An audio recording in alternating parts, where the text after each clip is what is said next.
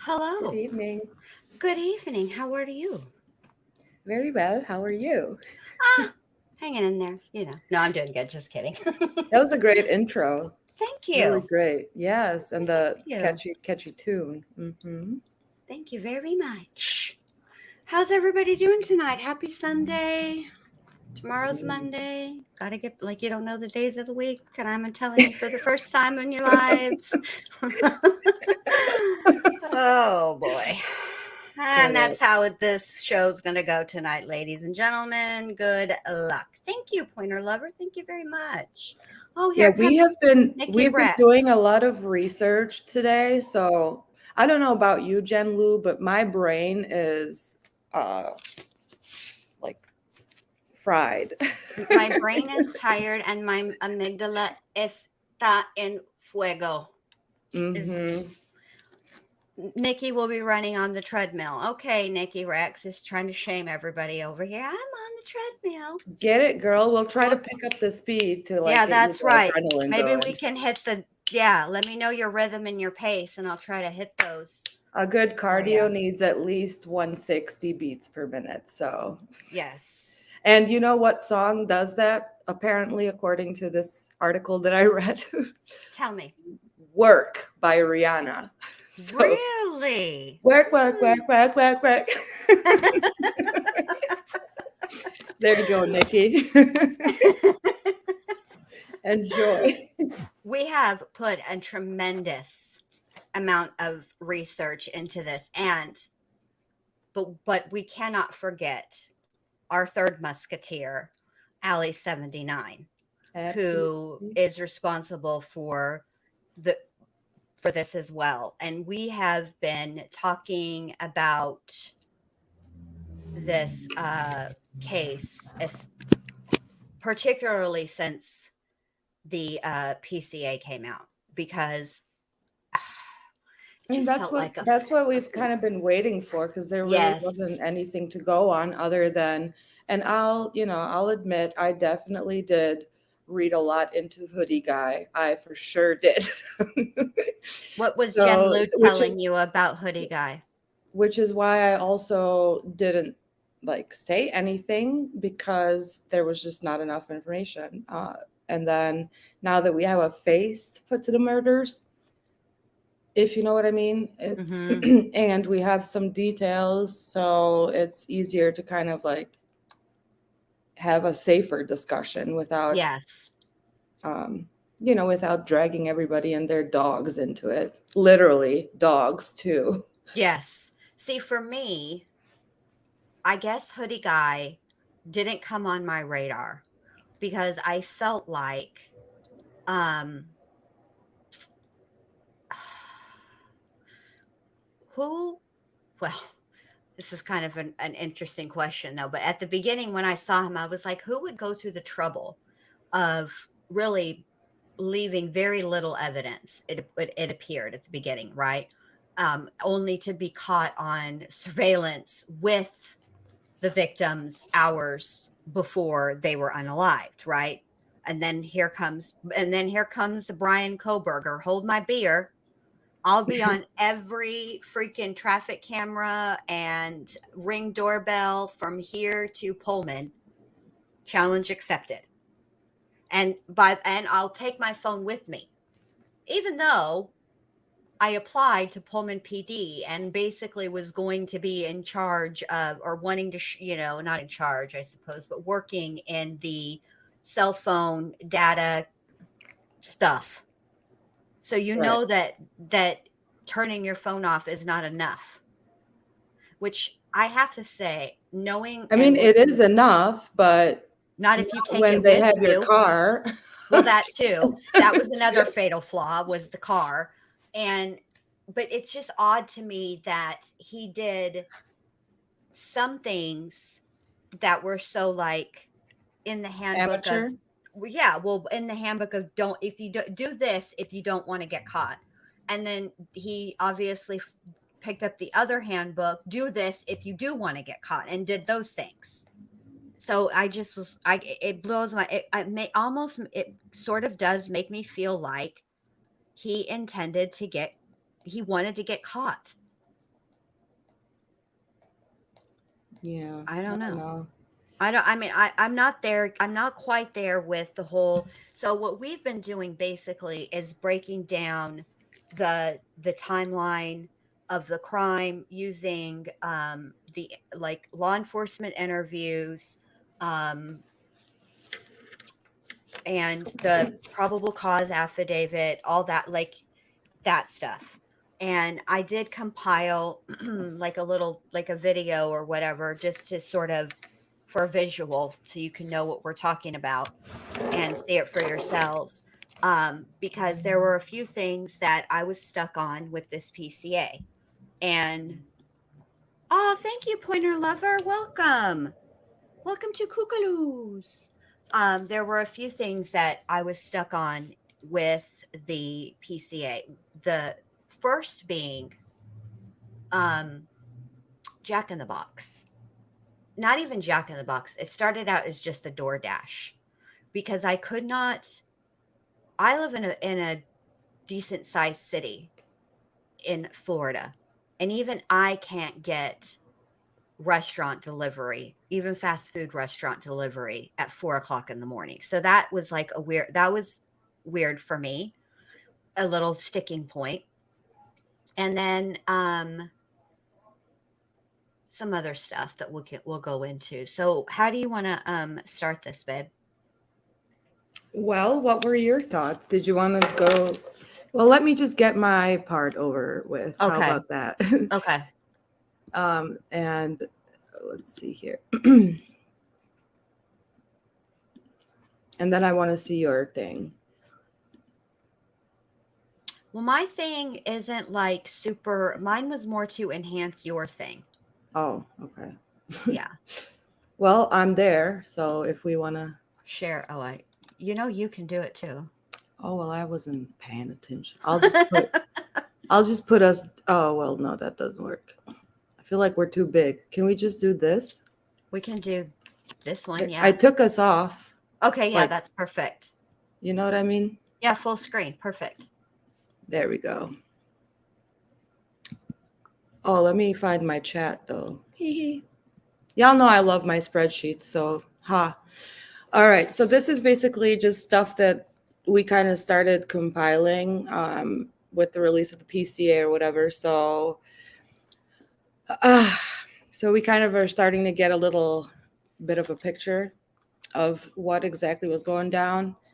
So the first thing, we put it in chronological order because on the probable cause affidavit, it's obviously like all over the place as their investigation went on. So basically, it appears from the understanding, it appears that June 22nd, he begins the fall semester at WSU as a criminology PhD candidate. So that means like he would have just moved to the area because he would have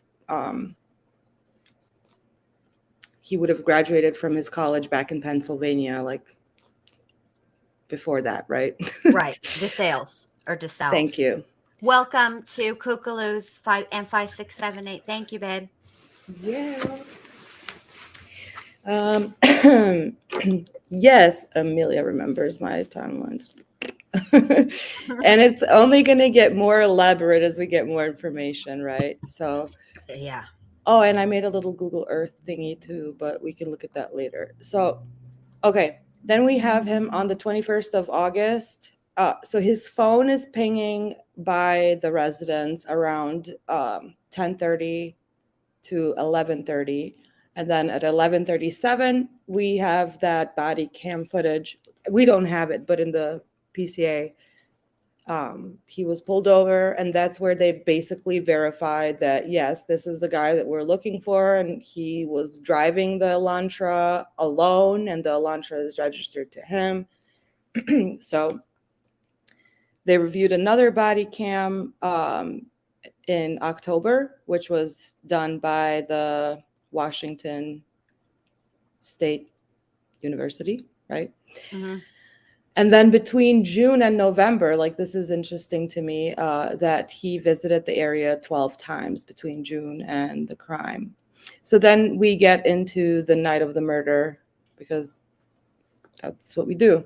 So this is already like regurgitated a million times of like the timeline. Um, and I added the phone calls in here too, just for some context, basically. So we know that Kaylee's sister was telling us that they were trying to get a hold of Jack a couple of times that night. So it's kind of like eerie when you kind of put it all in chronological order and you see that during the time that they were making these frantic almost phone calls to Jack, Brian basically was just getting like leaving his home to go commit this crime. Right. So it's kind of like ugh, like And see, the other eerie thing is that if you look, and I'm gonna show all this to you guys too, is that if you look at the Banfield body cam footage, all right, you can see when the light from the third floor goes out, and I believe that that is at 2 30. Oh, 2 okay. it's 2:55:44 from Okay. according to the body cam footage. So when you're looking at the phone calls, So I have yes, that here. Haley called. Hold on, let me make it. I can't see it though. I can if I do How's this. this? It's me because I'm blind because I'm old. Okay. I need an additional screen. I Okay, think. so Kaylee starts out calling. I don't. Yeah, I thought it was that Kaylee started calling Yes, him she first. did. Yes. Okay. So Kaylee calls Jack 1, 2, 3 times, then a fourth Four time. times, fifth time. The fifth time is see where it says 2:44. Yes, That's right about the time that the light goes off. I think that the way that the Banfield sits and the view of it, I believe that that is Kaylee turning her bedroom light off, and I think that she goes into Maddie's room, and I think they sort of are, she's probably upset that Jack isn't answering her phone calls. So then, like a good friend, what does Maddie do? Don't you worry. I got you. I'll blow him up a couple of times. So she right, and does. that's these 2 or 3 calls here. Yes. Yes. So between 2:44 and 2:52, Maddie calls Jack 3 times, and then there's also the text message that Kaylee sent. I have to get the time on that, where she tells Jack like you have to We have a dog basically together. What are you doing? right. So my kind of thoughts about that were, and then her turning off the light in the room, like I'm thinking that obviously like Murphy was still there and Murphy was in the Mhm. other room by himself, probably like sleeping on his bed, being comfortable. And maybe because Kaylee had other plans or whatever, like I feel like there was something about the dog maybe that was like frustrating her, or maybe Jack was supposed to pick the dog up and he didn't, and something about that, which is why all the calls. But obviously, like, yes, initially it was like very suspicious, because why would you like call that many times? Like it's almost seems like emergent. But then when we get this other information that Brian wasn't even in Moscow at that time, then it just really like loses that. Right. um And then if you listen to her sister, um, how do you say it? It's like Olivia.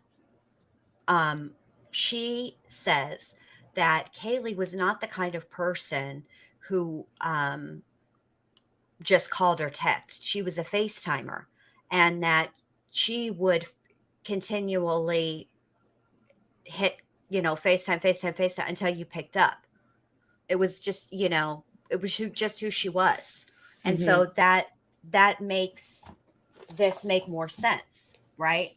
And she wasn't even supposed to be staying in the home that night. right? Wasn't she supposed to just, or was that, am I thinking wrong? No, I think you're right. I think that she came to show off her car and was supposed to go back the same day, but decided to stay and spend time with her friends or whatever. And that's I what she believe did. that was what the story was. Yep. So, all right. So then, okay, right. So around the same time, Brian is leaving Pullman and he's turning his phone off. So that's your premeditation right there. Okay. So why are you turning off your phone if not to try to conceal where you are And where you're going. and what you're doing? And then, so this isn't from the phone ping. This is from an actual body camera. Elantra traveling southeast. And you have the maps for that, right? I do, yes. So we're going to go through that as well. And then we have this 3 o'clock or 3 a.m. Body cam footage, which conveniently is right in front of the house, basically, where this Elantra is supposed to be passing by. So I know that people have said that the Elantra was not on the body camera footage. But who knows? Because I mean, this is all so tight. Like this timeline is super tight because it seems like there's a lot of like crossover or whatever, where Brian was basically trying to blend in and just become kind of part of the background, I guess. But even though he went out of his way to try to like mastermind this, he still made some crucial mistakes. Which makes you wonder. So then this here we have the 4 o'clock DoorDash order, and then this is where it really gets really tight, the timeline. Yes, very. So we have Brian at 4:04. He's trying to turn around and drive back and turn around and drive back. So at 4:04, like we're assuming that he's still somewhere out there. And because Dylan said she woke up around 4, I mean, obviously, like this is the tightness of the timeline. So you have the DoorDash people coming up to the house, leaving the whatever order.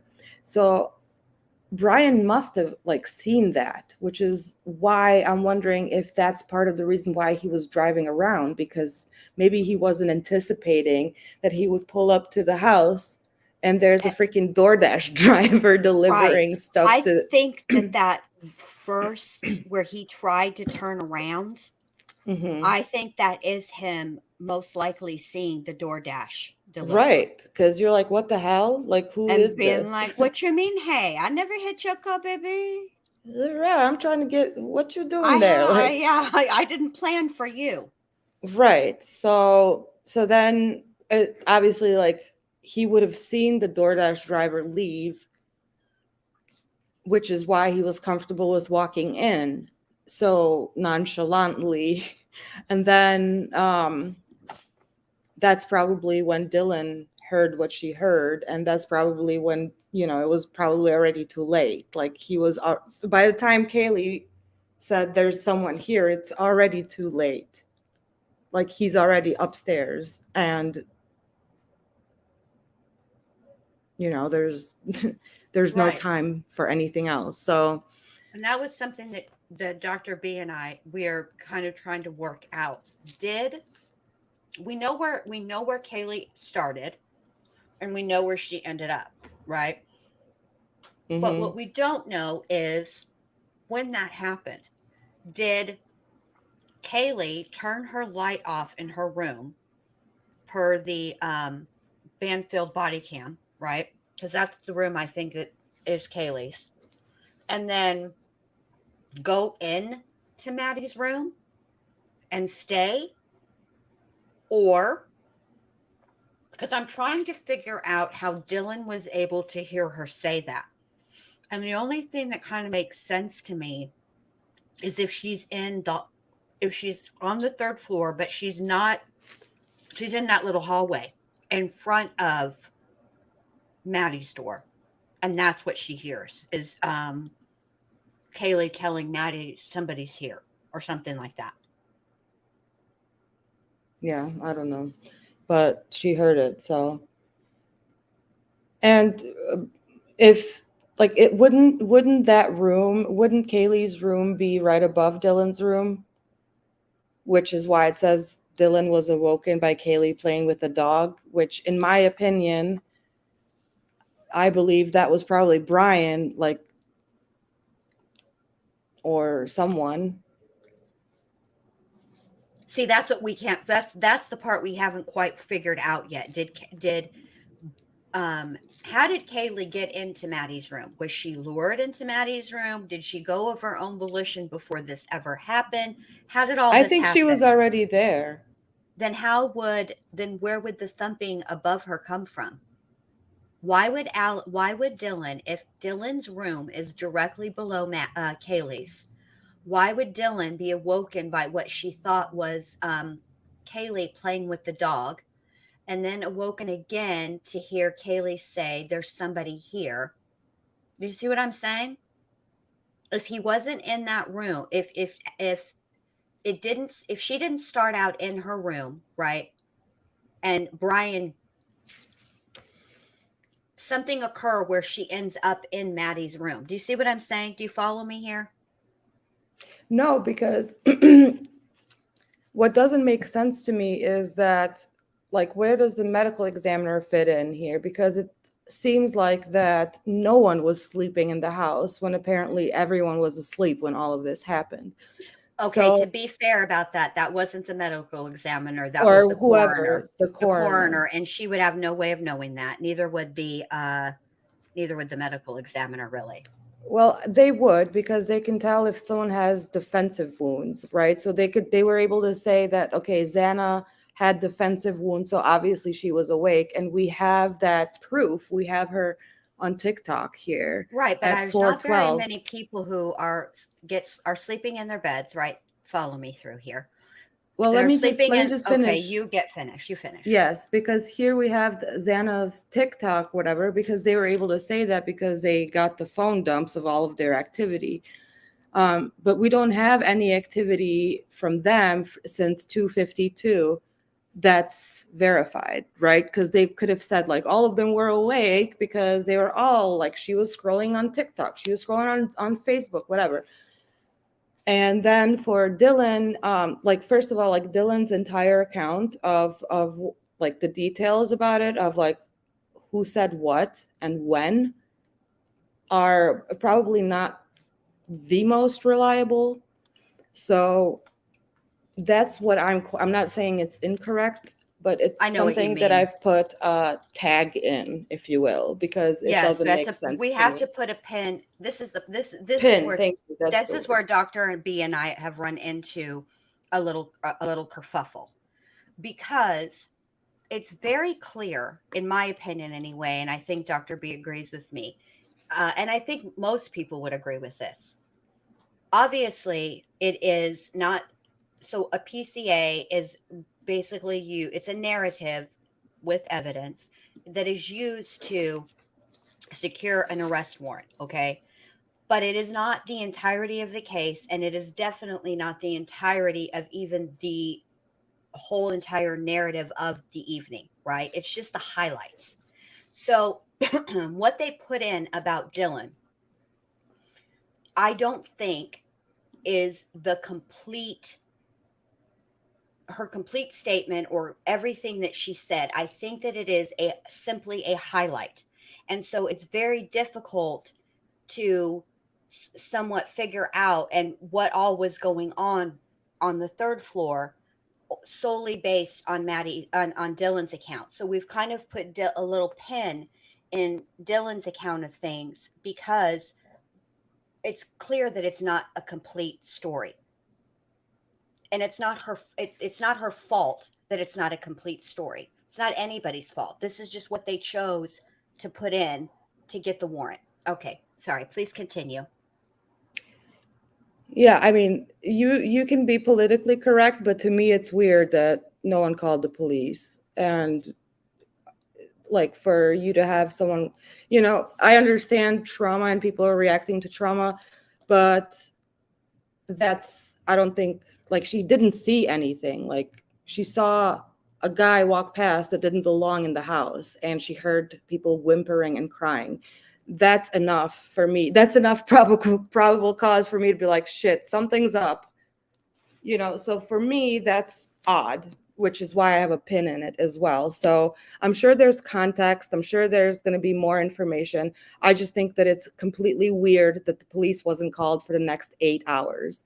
And that's just my opinion. So, whatever people think, whatever people believe, whatever. But Right. the way that it is right now, and just common sense, you see someone in your house, there's 4 people massacred in their beds in the comfort of their home, and you go back to sleep like, sorry. So that's my pin as well. I'm sure she like feels guilty about it. It is what it is, but we're talking about the facts of the case. Like, I'm not presenting this for Dylan. Like, I'm sorry for all the families or whatever, but like, I'm just trying to talk about whatever the red flags are. Like, it is odd, but for me, because this is the way my brain works, I feel like there has to be more to it. So I also recognize what a PCA is, just like Dr. B does. And these are conversations she and I have all the time. And yeah, Jen's trying to be nice, and I'm like, no, not that I'm trying to no be mercy. Nice. It's that I'm trying. I would rather keep my mouth shut right now than have to walk something back. So for me, I'm not prepared to say anything because I don't know enough. But I will say this. It is odd. It's odd. And here's what. Well, that's what I mean. It's not based on anything, on any facts or whatever. Like, it's just like, of course, we don't know all the facts, but what we have presented thus far, when you read that one little paragraph, it is odd. It is odd, especially given the fact that the next paragraph is followed up with camera. So I'm gonna read it. Should I read doorbell, it? Yeah, read the door. Read that paragraph in the Ring doorbell. That's why it's odd. It's right. Not because it's all happening within like minutes. It's that part. It's that whole part of it together. Okay, go ahead and read it, babe. So here we go. I will read it. This is page 4. Starting at the top. DM stated she originally went. Okay, so she stated she originally went to sleep in her bedroom on the southeast side of the second floor. DM stated she was awoken at approximately 4 a.m. by what she stated sounded like Goncalves. What do we say? How do you say this? Gonsalves? Gonsalves playing with her dog in one of the upstairs bedrooms, which were located on the 3rd floor. A short time later, DM said she heard who she thought was Gonsalves say something to the effect of, "There's someone here." A review of records obtained from forensic download of Kernodle's phone showed this could also have been Kernodle, as her cellular phone indicated she was likely awake and using the TikTok app at approximately 4:12 a.m. Okay, pause right there. That last sentence of a review of the records showed that it could have been Kernodle. Yeah, it could have been Santa Claus too. I don't see the relevance of that sentence. Like, you could have just said there was also activity on Xana's phone at 4:12. Like, just for them to state that, like, and I understand this is for the judge or whatever, but I just thought that was a speculation where, we don't know. Okay, next paragraph. And you definitely don't want to be speculating when you're going for a arrest time warrant. Of death. Well, like, an arrest warrant. That's when you Right. really don't want to be speculating. We think that it could have also been if Sleeping you're or gonna awake, who knows? if you're gonna use a witness, right? Which in this case, bless her heart, Dylan is a witness. Okay. And if you're gonna use a witness in your PCA, maybe don't contradict your own damn witness. Which is True. what they did. So then reading on, DM stated she looked out of her bedroom but did not see anything when she heard the comment about someone being in the house. So she looked out of her bedroom at this time when Kaylee said, there's someone here, and she didn't see anyone. Which, again, that's why we can't rely on it, because Dylan would have been already, or not Dylan, what's his name? Brian would have already been in the room if Kaylee's saying there's someone here. So then she closes the door, goes back in. I'm continuing now. DM stated she opened the door a second time when she heard what she thought was crying coming from Kernodle's room. DM then said she heard a male voice say something to the effect of, "It's okay, I'm going to help you." At approximately 4:17 a.m., a security camera located at 1112 King Road, a residence immediately to the northwest of 1122 King Road, picked up distorted audio of what sounded like voices or a whimper, followed by a loud thud. A dog can also be heard barking numerous times, starting at 4:17 a.m. The security camera is less than 50 feet from the west wall of Kernodle's bedroom. Okay. This is them adding. Okay. This is my whole problem. I'm just going to say it. They didn't need Dylan. Okay. In order to secure that probable cause affidavit in order to Right. secure a warrant, they didn't need her statement. But what they did by putting it in the way that they put it, this one, because it's only one officer. I don't know. I call him Officer Exhibit A. Officer Exhibit A. It's Brett something. Brett Payne. Brett Payne Exhibit A. Okay, which whatever. Anyway, it's the way that they did this.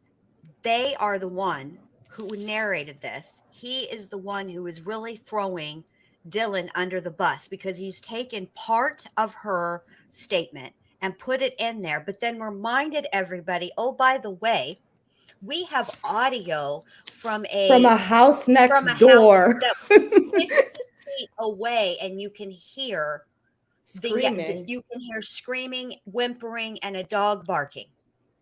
But Dylan didn't know. That's the or problem. Was too shook. That's why I'm frustrated because they've thrown her under the bus, and for what? Why would they put that in there? They did it for a reason. I need to know what it is. Well, I think the reason is that they needed to have an eyewitness for this probable cause. Like they needed to have an eyewitness so that judge can have more than just cell phone pings and grainy camera footage. Because, I mean, we all know, like. But they did have more. They have the sheath. They have DNA. That's very difficult to get around. Right, it's easier to get around an eyewitness.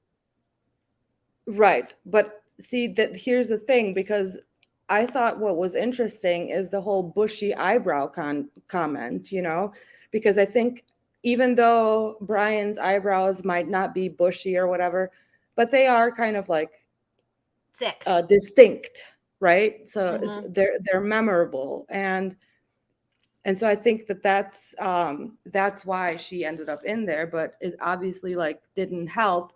Like it feels like they're throwing her in there to kind of prove the whole timeline of like when he came, when he left, where he was first, where he was last, how many times she opened her door and closed the door. Like they're trying to like narrow down his timeline, but I guess inadvertently they're definitely like demolishing Dylan and her credibility essentially. Correct. And I when think that she goes to testify, or and they needed, this is the other, but I still, they felt they needed.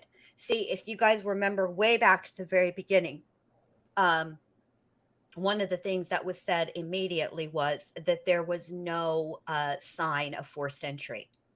So then that would obviously lead to the question, well, then how did this fool get in?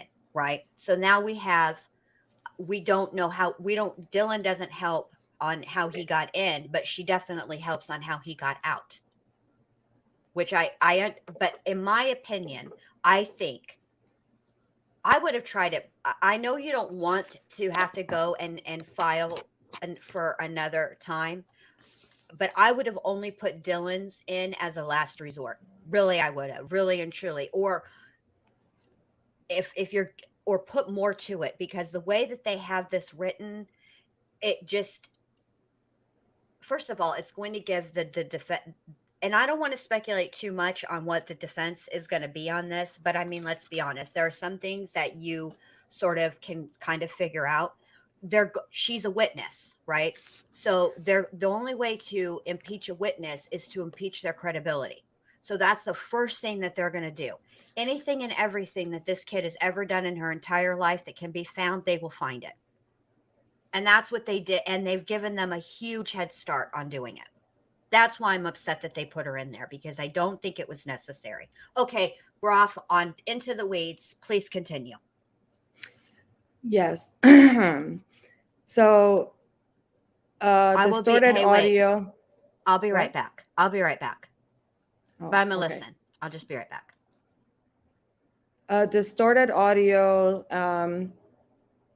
and he leaves a footprint outside of Dylan's bedroom. And so it says, walks past Dylan as she stood in shock. And so here's how she describes him. She opened a door for the third time after she heard the crying and saw a figure clad in black clothing and a mask that covered the person's mouth and nose walking towards her. DM described the figure as 5'10" or taller, male, not very muscular, but athletically built with bushy eyebrows. The male walked past DM as she stood in a frozen shock phase.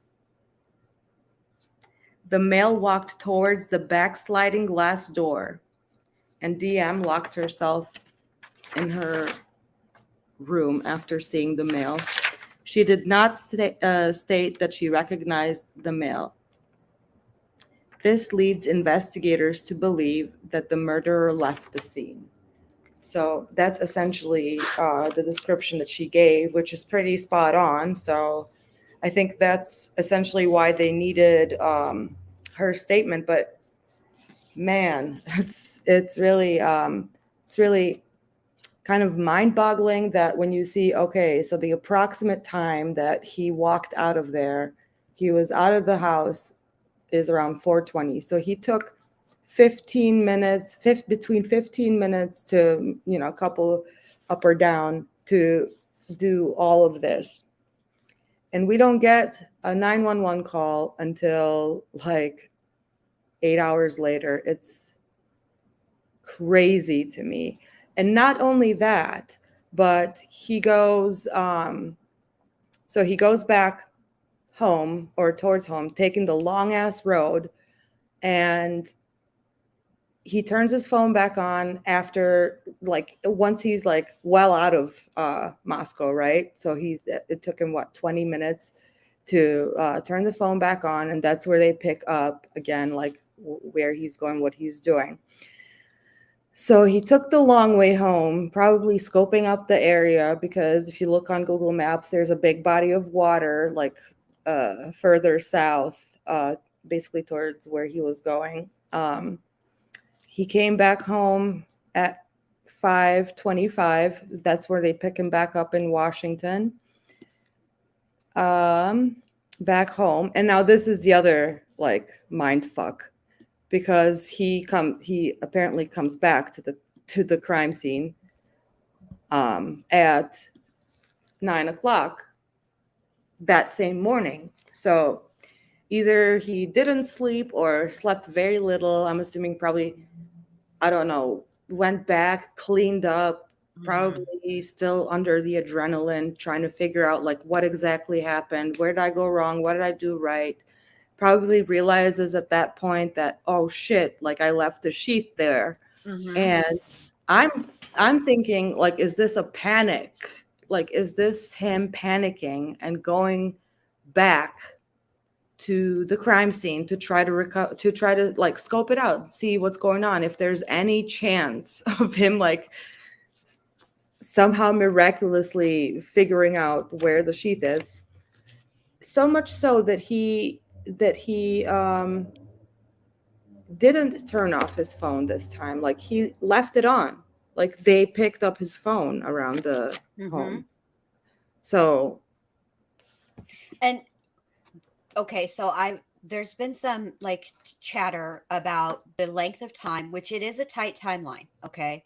But could one person be able to do this? That stabbing one person is very to death is difficult, let alone four. But I want you guys to keep this in mind, okay? First and foremost, you have adrenaline. That's one thing, but that's not going to get you all the things. But Brian, as I understand it, was athletic and not like football or whatever, but he was like a boxer. And that's endurance. and Like that is endurance. So I looked up because I wanted to see what at his weight what class of boxer he would be, and he would be considered a light heavyweight at 185. Okay. So when you're training, anybody that's ever played any sports, I played soccer. When I played soccer, we had to every single day for practice, we had to run the perimeter of the high school, which is about, I don't know, 2.5, 3 miles. I can guarantee you, even playing even playing the whole game, I never came anywhere close to running that. But obviously, they do it so that you don't crash out in a game. You have endurance. So that is one thing that lends it's not impossible. Is it difficult? Sure, but it's not impossible. Could he if he had an accomplice, I would be expecting the accomplice to have been indicted shortly after Brian, most certainly after they executed a search warrant. If they weren't aware of a potential accomplice when they were in the initial phases of this investigation, up until they wrote the PCA out and submitted it and secured the warrant. Certainly, when they executed a search warrant at his home, at his apartment, if there was an accomplice, I would have expected them to be charged at this point already. Maybe I'm wrong. Maybe he did have an accomplice, but at this point, we have to go with what we can prove and what we know. And at this point, there ain't nobody else charged. So, yes, could this person, not me, not you, do this? Would he be physically capable? And the answer, in my opinion, is absolutely. thank you, Jen. And I'm You're welcome. gonna throw in my 2 cents and say, have you met Jodi Arias? Thank you. Now, Jody had to do a little foolery. She had to shoot her victim first. We think. I'm still on. I know that that's not how the DA thinks it happened, but I do think that she shot him first and then To she stabbed him. incapacitate him, yeah. Correct. Correct. So that She she could needed. have her way with him. Correct. Correct. Correct. And I So think there's multiple reasons, all of which I agree with the ones that Dr.B stated. I do think he panicked, but I also think there was a part of him that wanted to see what he absolutely. had caused. And I can only imagine the look on his face when he rode by that home at 9 a.m. or rode in that neighborhood. I doubt he went to the actual house itself, but I do think he probably went in the neighborhood just to see if there was cop activity. And I would imagine that his face would be one of shock and then anger when there wasn't. Right. So he literally, like, this is literally like a round trip, right? So he Mhm. drove out there, you know, turned around and drove right back home. So this was like with purpose, like he had a Yes. purpose. And then we get the 911 call, and that's where all hell breaks loose. But in the meantime, at some point, after going back home, Brian is now back all the way down south, right? Mm-hmm. Where he's pinging by the Cape. Okay, so for this one, I want to open the Google Earth. Okay. So let me just switch over to that, if you don't mind. Why would I mind? What would my objection be? You want to further illustrate exactly where this fool was? Because you know I am horrible with maps, which is why I was not in charge of the Google Earth project, nor was I in charge of tracing the route.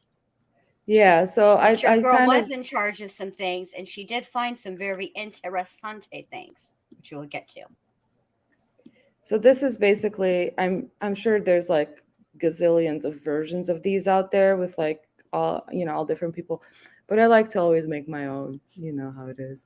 But anyway, so like when he went back that day, this is where he lives, and this is where he went grocery shopping. Like, why would you go grocery shopping all the way down here?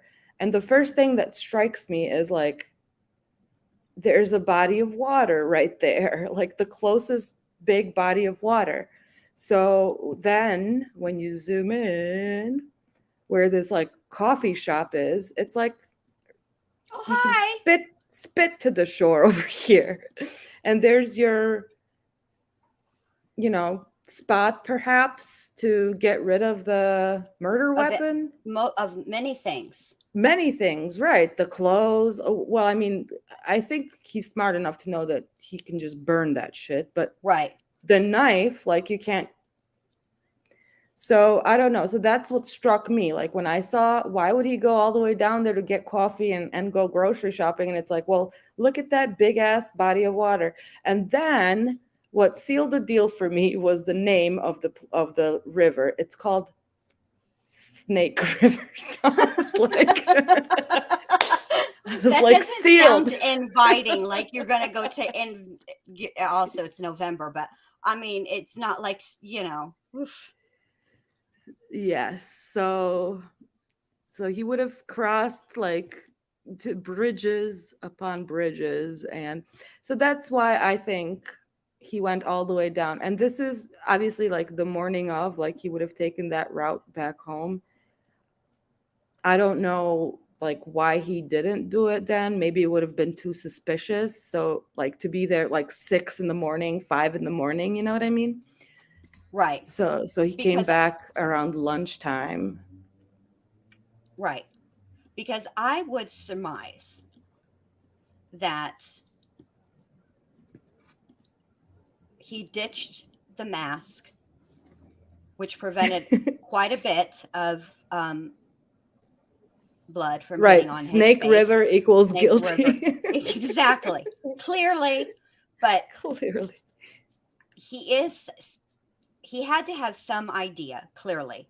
What if you didn't think that you would get picked up either on the phone with your phone or on camera, right?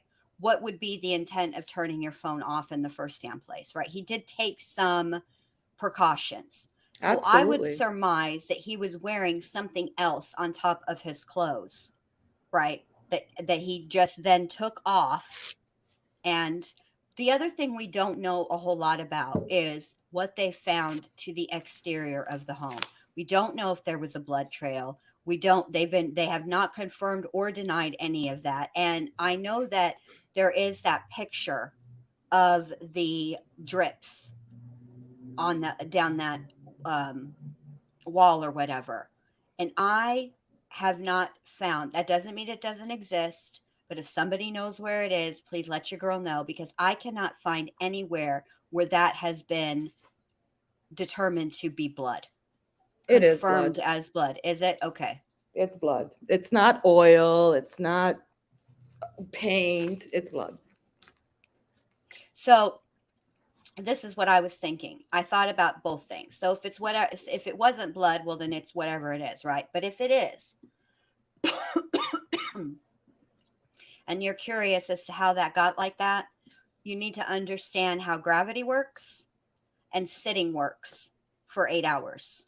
Not to mention what took place, and that could cause it. Okay, that's all I want to add. But has it actually where been am I? confirmed as blood? Yes. Okay. How did I miss that? So where am I? Yeah, okay, so he went south. Right. He went grocery shopping. Ditching And things, probably dumping knives, what have you.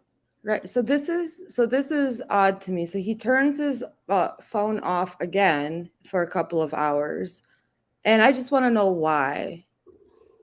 Like, why? What was he doing? Oh, wait, let me go back to the correct. What was he doing for that time that he had? Like, clearly, we have established that he turns off his phone when he knows he needs to commit a crime because he doesn't want to be tracked down. Right. So what were you doing these couple of hours where he turned off his phone? So that's extremely curious to me. I would want to know. I would imagine that he was probably getting rid of evidence because think about it. Okay. And could you burn any clothes that you were wearing? Yes. But as we learned from Chazzle Dazzle, when you burn things in your own fireplace, they know about it. So perhaps that is what he was doing. Right, but so he would have then assumed that he would have gotten caught or something because, like, you turn the phone off during the commission of the crimes and you think you get away with it. So then why would I, if I think I got away with it, why would I turn my phone off again just to throw away Because the I feel evidence? like this is part of the cat and mouse game that he is playing. This is my theory, and this is just based on what we know now. It's subject to change. That's my caveat. As I learn more, I might change my mind. But it seems to me, given the things that he did, taken in totality, it seems like he is playing a game wherein he wants them to know what he did, right? That it was him, but he wants them to work for all the other things. It's not like he turned himself in. It's not like he confessed. He still, in fact, not only did he not confess, his lawyer in Pennsylvania said he looks forward to getting back to Idaho because he wants to exonerate himself. That's Yeah, extra. but I don't think, like, I don't know, man. Like, I just don't think he's that bright. Like, That doesn't take brightness. That takes arrogance. And I mean, look at I all think the. here's what I'm thinking. Okay. Okay, so we know that he turns his phone off.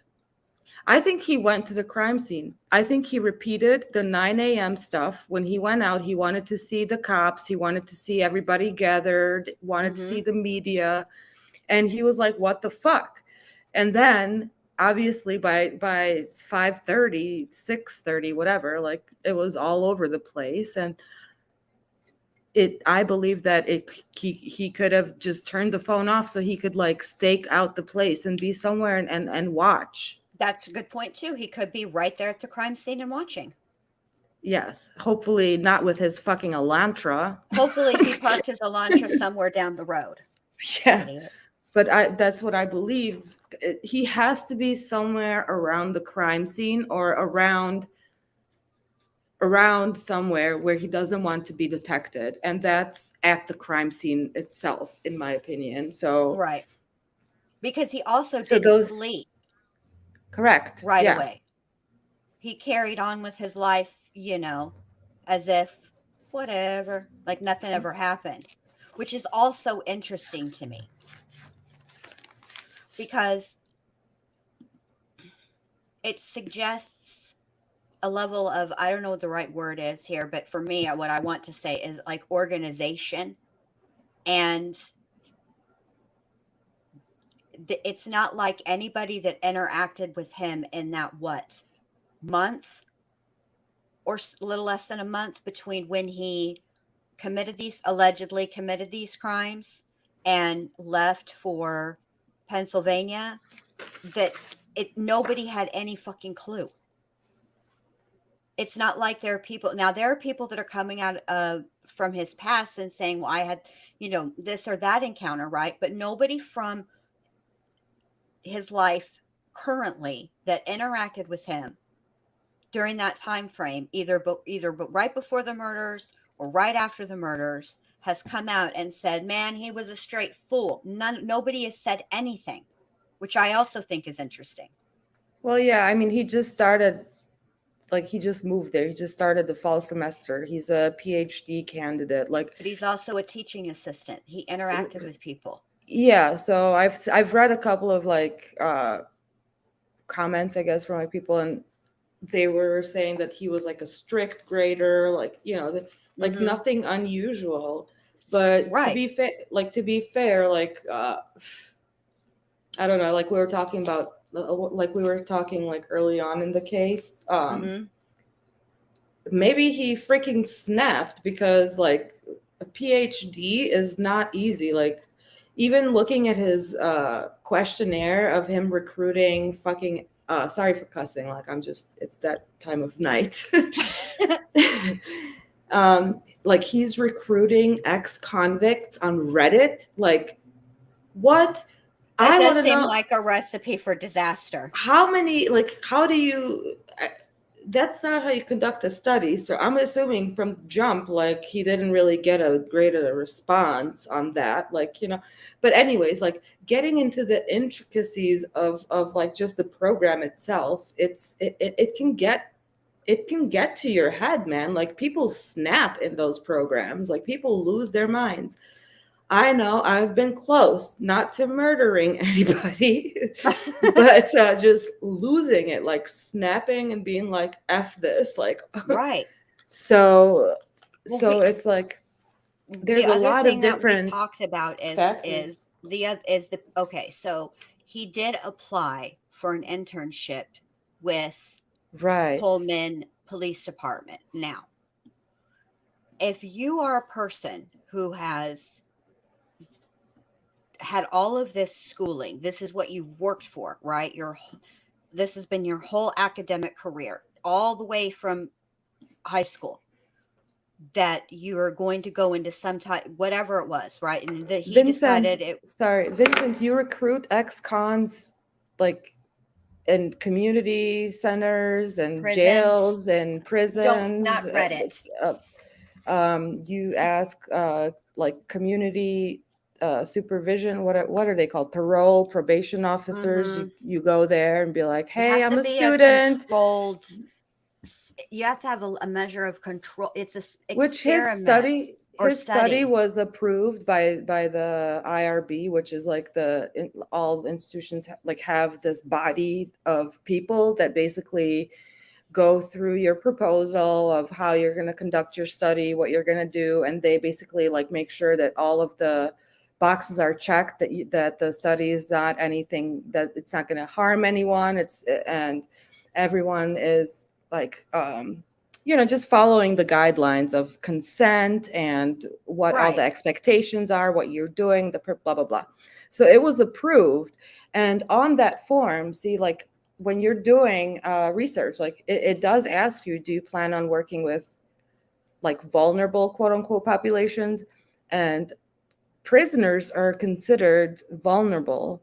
So because they are, in the state's custody or whatever. So if he wanted to interview prisoners, he could. It would just be a more rigorous approval process, because he would have to prove, like, in every like single detail of like how exactly, what questions he's going to ask, how he's going to do it. Is it going to be a survey? Is it going to be a interview? Like, how is he going to get that? And so on and so forth. The fact that he's on Reddit talking about how did you feel when you committed your crime, and if you got away with it, how did you do it? tells me all I need to know about his Well, right, study. because how are you going to even verify that you're actually talking to somebody who's actually committed a crime? Well, that's what I mean. It's So like so you that's there's where no the stress comes in, because he can spend the 2 years trying to recruit convicts from Reddit and not get anywhere. You see what I mean? And that's where the freak out starts happening. Like, now you have a deadline, like I have to graduate, but I don't even have any data. Like, yeah, it's crazy. It's Yep. crazy. So, So so then you're questioning your life choices, and right. it's, oh my God, this is giving me flashbacks. So I feel like oh, thank you, Jacob Michael. That's very sweet of you. Okay. So Oh, I thank you, feel Jacob. thank you. I feel like it's very possible that he applied for this internship, right? And it doesn't seem like he got it, or we would know about it, right? He didn't get it. And can you imagine, this is what you've gone to school for? It could have been the thing that what is the stressor that caused him. We don't actually know. But I do want to Yeah, show, are we done with your I'm timeline, done. babe? Okay. Are you So done? no, I didn't mean it like that. Fuck off. Are you done? Yes, Jen, I'm I'm done. done. Okay. So what I wanted to show you guys is give me Okay, just I'll stop ranting. I feel like I've been no, you're yelling, but not y'all know ranting, how I you're get fine. passionate. You no, you're absolutely fine. Okay. So what had happened was I got real fixated on this damn ass Jack in the Box bag. Okay. Oh, yes. Because it did not make sense to me. Okay. There was something about the DoorDash being there at 4 o'clock in the morning and all of that, right? That was not sitting well with your girl. Okay. So I went and I looked at the pictures of this Jack in the Box, okay, bag. And I realized that where it's sitting is sort of behind stuff, right? And it didn't make sense to me that you would go downstairs to the first floor, open the door, get your food, and then what? Because it's very tight right there. There's only about 15 or 20 minutes at most, really maybe 12. All right, where she could have gone back upstairs, eaten her food, and then taken the bag and put it kind of by the sink. All right. Which, why did I just cancel my own share screen? What the frack? Anyway, so it didn't make sense to me. And I kept like hyper focusing on it and hyper focusing on it. Okay. So let me add this to the stream. So here is, hello. There we go. Here is this Jack in the Box bag. Okay. You can see that it has Zana on it. You can see that she opened it because this is where it was sealed with DoorDash, right? Okay. And this is where it's located. All right. Play. All right. All right. Now, this is a picture of some more stuff from the kitchen. All right. But see that where I have the arrow with the bowl? This is how I figured this out. This bowl over here with the red arrow on top, these are the same bowls. Okay. So then I got really annoyed because I couldn't figure this out. So your girl went to the DoorDash app, okay, and I put in their address in the DoorDash app, okay, which you'd think at this point DoorDash would. I'm shocked that I don't have cops at my door for that. But you can see the timestamp. I did this yesterday at 12:11 a.m. So as close to simulating the time that this occurred, because it was a Saturday going into a Sunday night, or Sunday, right? Saturday night going into Sunday. Now, if you'll notice down here, it says Jack in the Box closes at 2:45 a.m. Okay. So then I clicked the little info button, that little eye, to see which Jack in the Box it would be coming from. All right. But they only accept DoorDash orders from 2 until 2:45 a.m. So that she did not order Jack in the Box that night. So then I was like, what would deliver at 4:00 a.m.? And that's I when I went to look at like if there was a 7-Eleven or a convenience store, and that's when I found the Nom Nom convenience. That's what I think that they got. Not because at one point I was thinking, did Brian take the bag out of the bedroom and put it in the kitchen? Because it just didn't make sense to me. Well, whatever Okay, she Jen, did, does he really strike you as that OCD that you think he would be like, oh man, I gotta clean this I bag up don't know. again? I don't know because I don't know how the bodies were left. What do you mean how the bodies were What if they were left? post? What if he was, you know what I'm saying? I don't know. I did entertain that for me. I entertained, don't sigh at me. I entertained all the possibilities because it wasn't making sense to me. And I couldn't figure out how they live in Moscow, Idaho, and they can get Jack in the Box at 4:00 in the morning. I considered that too, Max, that he's vegan and he wouldn't touch the bag. Let me explain. That's the outer bag. The food, the part that touches the meat is in, if there was any meat, is bagged inside of the bag. That does not break any strict vegan rules. Handling bags that have ever held up bags or have ever held meat. Yes, the Pullman, yeah. Yeah, that's what I thought too. I thought, okay, well, it had to be this one because it's open 24 hours. But then I clicked the info button to see how long, and it's not like around the corner either. So I think that is what she actually ordered. I think that the Jack in the Box bag is nothing more than from another time, maybe earlier in the day, but that's not what she got from DoorDash. That's all I wanted to point out. Yeah, but usually when DoorDash gives you food, it's in two bags. So you have the outer bag, then you have an inner bag that actually holds the food. And then you have the food wrapped up in its own bag or box, depending on whatever it is that you ordered. That's all I wanted to point out with that. What else did I find out? Oh, let me find oh, let me keep going because there's more. So that was the Jack in the Box that I got straightened out. Okay. Then okay. So you know that 360 view that tour that everybody is taking and looking around, okay? So right here is a screenshot from looking out of Dylan's room, okay? So then I thought, well, I wonder if I can make it really dark to sort of give people an idea about what her line of vision was, right? So that's what I did. I just changed the filters to make it darker to see what it would Getting any answers. oh close to what it would be like if she what her field of vision was. Now, could I have made it darker? Yes, I could have made it a ton darker, and then the irony being we wouldn't be able to see shit.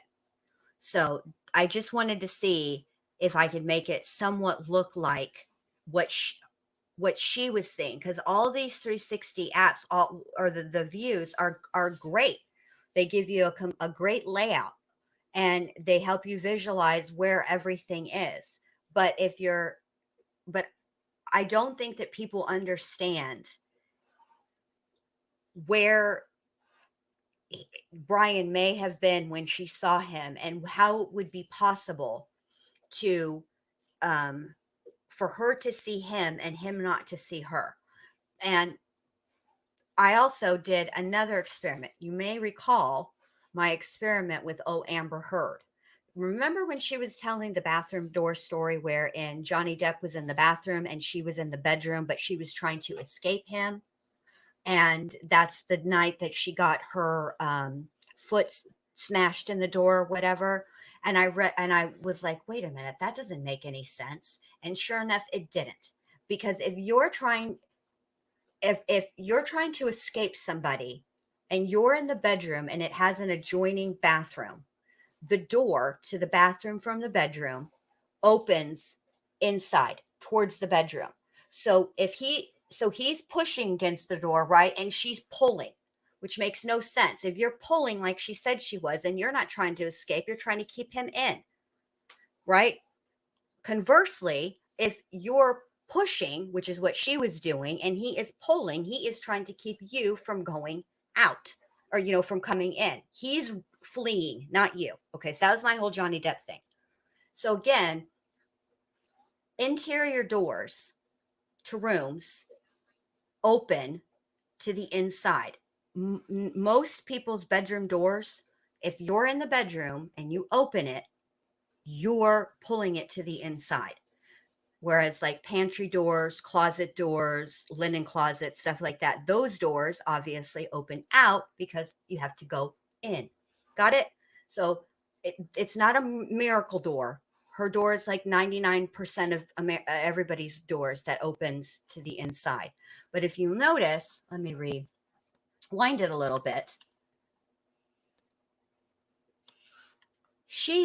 I don't know if you guys can see it. Let me see if you can sit on the other page. I don't like how this did. Let me see what it looks like on StreamYard. Okay. If you'll notice, there's a step down there. So she's actually even at a better way for him not to see her. If she is standing behind the door, she could, in theory, peek out and see him without him seeing her. So that was that. So then this next clip was just Kaylee's sister, but that's not what I wanted to show you guys. This is what I wanted to show you guys more than anything because it's getting kind of late. All right. Listen to this. All right. So hold on a second.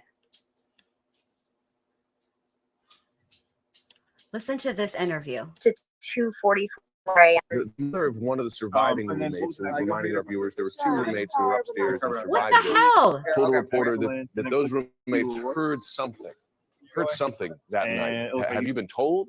Have you heard from sharing with other relatives of the other victims what that was exactly? Can y'all hear that? No, I would say for us that we did hear those rumors, but right now we can only leave it at that. Yes. None of that has ever been confirmed to us. We have not spoke with the roommates. Yeah. Surviving roommates, and they were downstairs, just to clarify that for you, sir. Okay, downstairs, right, on a different floor from where it appears where the murders took place. Right here. Okay. So the reason I wanted to play that for you guys is because I could not figure out why we were all so friggin' shocked that Dylan's bedroom was on the second floor. None of us were prepared for that. Because I remember when I remember early on reading all the things, watching all the things, and it in the media, and it was always said that the two surviving roommates were asleep in their first floor bedrooms, and I could never figure out where that came from, because any press conferences that I had seen, it seemed like they were very evasive about where everybody was, right? But if you listen to that interview, what the interviewer asks the Gonsalves family is that one of the surviving roommates' mother told a reporter that she saw something that night. That interview took place November 23rd at 7:19 Pacific Standard Time. So that would be 10 o'clock a.m. East Coast time, but they're all in Idaho, so it doesn't really matter. But that was way early on in the investigation, 10 days out. It's also the same day that they did that press conference where with Moscow, where they basically just read out statements and hardly took any questions at all. But I just thought it was interesting that the idea of one of the surviving roommates' parents mother specifically, having said that their daughter witnessed something was interesting that early on in the investigation. And it made me realize that if you go back and you listen to some of those early interviews with the family where they're being asked about rumors, that it makes me understand now why there is a gag order in place, because obviously things are being leaked.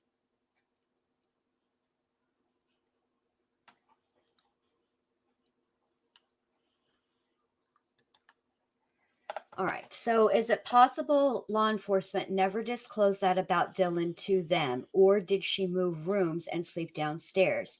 I've heard that rumor several times that Dylan may have moved rooms. Well, I'll say this. When I went to get that clip, it's because I was trying to find the source of who started it, that they were on the first floor, that Dylan and Bethany were on the first floor. I wanted to know where that information originated, whether it came from law enforcement or somewhere else. I wanted to know. So I went through a ton. Hold on just a second. Just give me 1 second.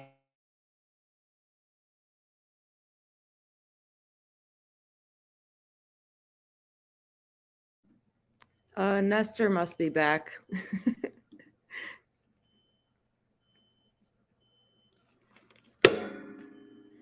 Okay, is it possible Ellie never disclosed it about Dylan to them, or did she move rooms or sleep downstairs? What were you saying? What'd you say, Dr. B? I was reading the comment. Oh. So that's what I was trying to find. Okay. So I went through a ton of like interviews and stuff like that until I landed on the November 23rd interview with CNN with the Goncalves family. I'm never going to say that name right because I always think it should be a hard C. Anyway, it's beside the point. I digress. So that's what I was originally looking for. But imagine my surprise when on November 23rd, they were being asked about that rumor, about one of the surviving witnesses having seen something. That's what struck me. And yes, Para UK True Crime, it says originally, which I have said this before too, that I have always found that word originally an interesting choice of words, because if there's no need to say that something is the original, right? If nothing has changed, if there's no duplication. So the implication of denoting something as original is because something has changed, right? Follow me here? So I was talking about this the other night in here, and I was talking about like, what could that mean? And Kate Does Crime, who has a great true crime channel also, by the way, you guys should check it out, said, is it possible that they're saying that she originally stated, as if she changed her statement? But that's not what the affidavit reads.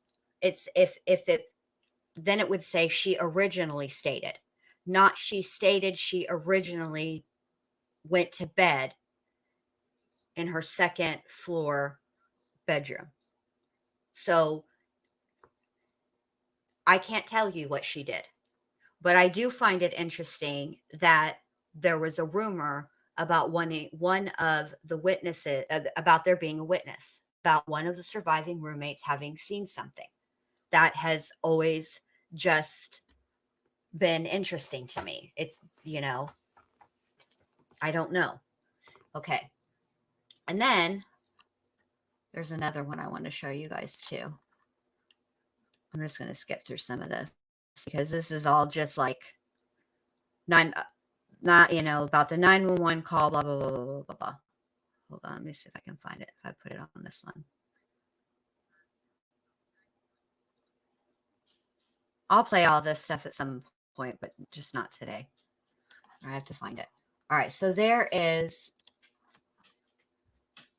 another interview with the family, the Goncalves family, and it's the most recent one. It was a couple of days ago, and it's when Mr.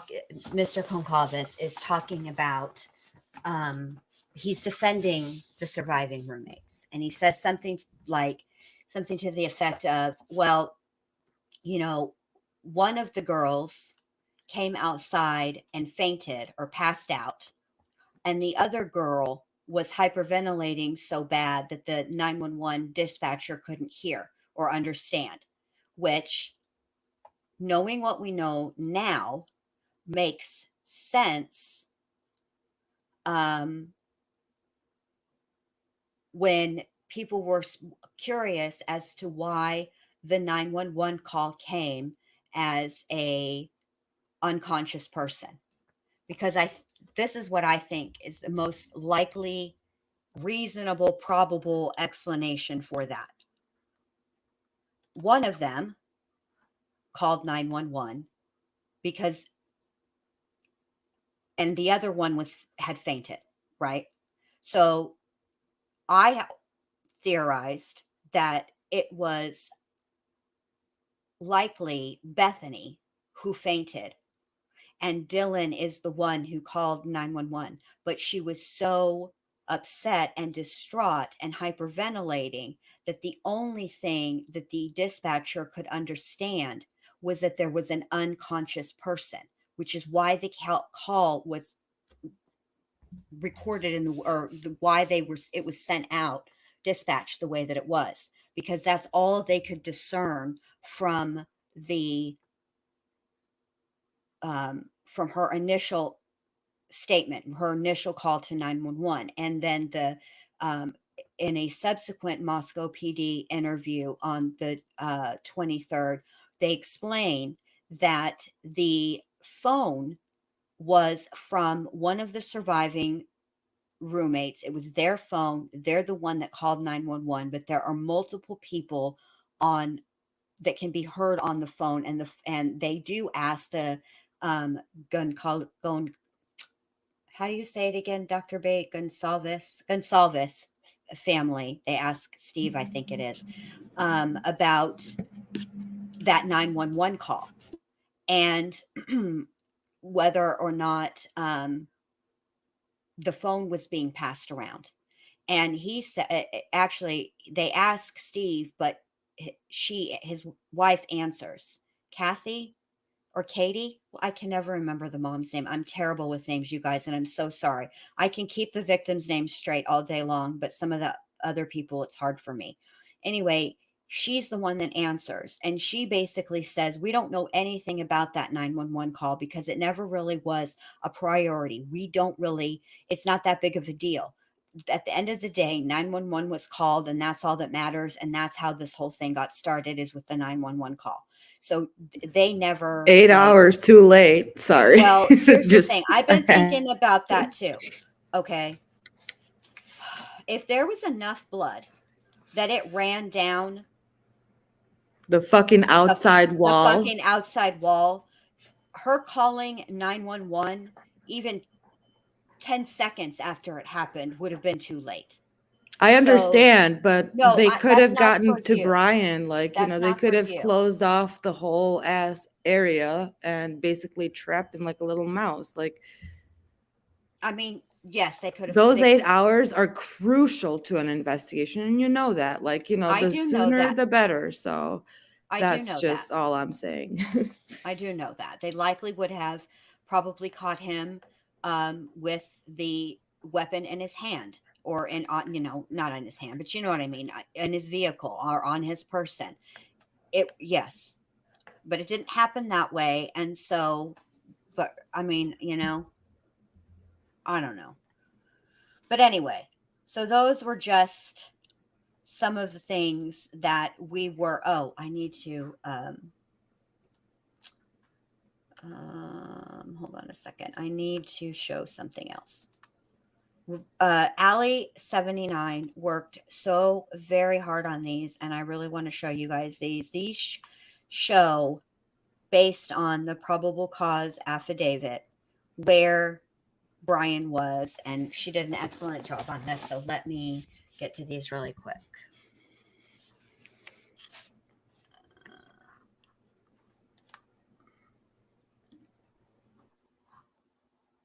Okay.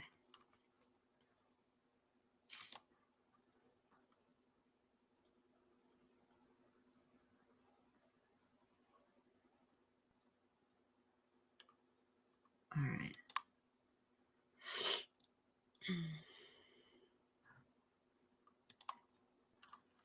Yeah. Hold on a second.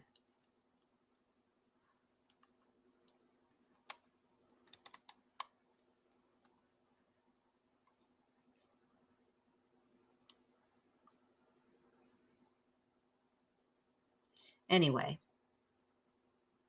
why can I not open this? What is the problem?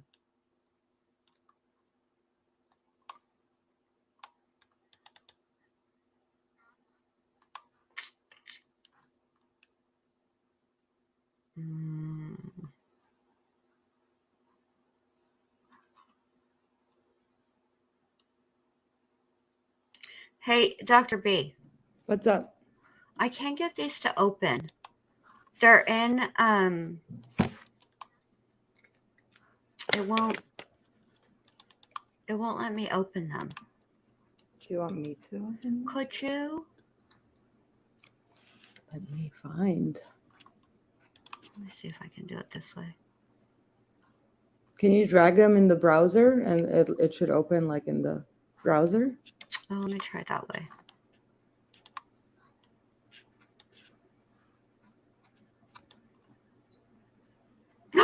Look at you. Oh my God, you You're scared so me. smart. You're so smart. You scared me. It worked. Thank you. You're so You're smart. welcome. All right. So,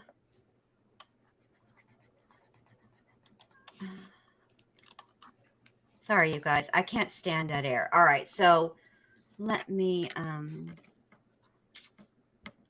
do I could sing or something. Could you? La How di do da I di make da. this? Da da da. Oh well, I could play a song while you get it. There you go. I'm good. Now I'm going to have to edit that out. They ding me every single time for that stinking song. As funny as it is, right? Oh, sorry. Jeez. No, you didn't know. I know. I know that they do, but I always appeal. I know. I like it too. I'll just edit it out. It won't take me but a minute. All right. Can you guys all see that?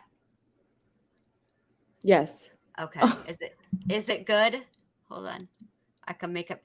I need it to.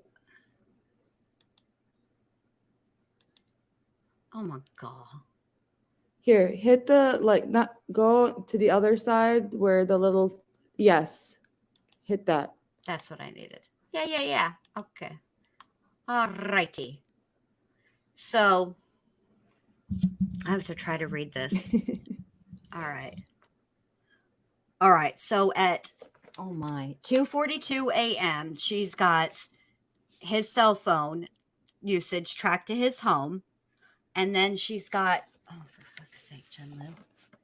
At 2:44, his vehicle is on the Washington State University closed circuit TV heading north on Southeast Nevada Street at Northeast Stadium Way. Then down here, she's got 2:47 a.m. Cell usage tracked southeast of his home, consistent with phone leaving and traveling south through Pullman. All right. Then after 2:47 a.m., Koberger's phone stops reporting to network. In area with no coverage, these are the possible reasons. In an area with excuse me, coverage. I have the hiccups. Connection disabled or airplane mode, or the phone is shut off. Those are the three options. Then at 2:53 a.m., she's got his vehicle observed traveling southeast on Nevada Street in Pullman towards State Road 270, connects to Moscow, Idaho. And then from 3 to 5 a.m., his phone does not use cell tower resources close to proximity to the 1122 King Road residence. At 3:26 a.m., his vehicle is seen traveling westbound in the 700 block of Indian Hills. And then at 3:28, his vehicle is seen traveling westbound on Steiner Avenue at Idaho State Highway 95. And then again, from 3:29 a.m. to 4:20 a.m., several sightings of Brian's vehicle making 3 passes by 1122 King Road residence and then leave via Walenta Drive. And then at 4:04 a.m., this is when he's, vehicle seen driving eastbound on King Road, stopping and turning around in front of 500 Queen Road, number 52, then driving westbound on King Road. I think this is the 404 is when the DoorDash driver was vamonosing. Or like, I think they would have likely crossed each other. Do you see what I'm saying? Past each What other. if He was what leaving. if that was the DoorDash driver and the cops just saw a white vehicle? Because literally, like, I mean, I don't know. I'm just wondering, because that is kind of weird. Because wouldn't that be exactly what a DoorDash driver would do? Is you pull in, you drop the shit off, you pull out, and you go the wrong way, and then you're like, oh, fuck. And you got to make a 3-point turn and turn around and go back. Well, presumably, they did talk to the DoorDash driver. So what I know, think, I'm just yeah. So I'm saying. kind of curious, though. I want to know what this DoorDash driver saw, because he or she's going to be a witness too. Okay, then I keep wanting. I don't know why I keep wanting to read this way, but Brian Koberger's vehicle appears to unsuccessfully to park or turn in front of 1122 King Road, then continues to the intersection of Queen Road and King Road, where it can be seen completing a 3-point turn. Then it drove eastbound again on Queen. So Let me just say this, just so you know. 3-point turns are not easy to do. They're not easy. I can parallel park, but don't ask me to do a 3-point turn. I cannot do it. I don't even know what it is, to be honest. Can I grab a question from DC Primetime? I want you to grab some questions so I can excuse myself for a smoke. Okay. Well, I don't know. I don't know if this is going to be that elaborate, but then people ask a few more. No. People ask a few more questions. This will be question and answer time with Dr.B. Oh. And then when I get back, it will be question and answer time with Jen Liu. Mark Klein, it may be kind of easy for you to do a 3-point turn. It is not easy for me. It's not like a U-turn. A U-turn is just a U. This is 3 points. It's 2 more points than I can do. All right, I'll be right back. Okie doke. So DC Primetime wanted to know about Dylan's frozen shock. So obviously, like, we all know about our response to stress, right? Our bodies pretty much respond to stress similarly. And what happens when you're exposed in the moment to like an extreme trauma or whatever, like your mind, obviously your amygdala to be specific, part of your brain perceives the threat, and we either freeze, fight, or flee.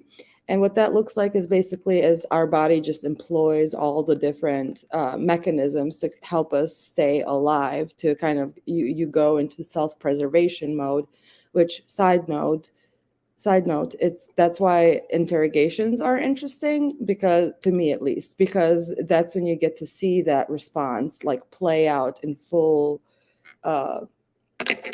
like slowly over a period of time. It's like watching, I don't know, just anyways, I'm lacking the words tonight. It's been a long week for me.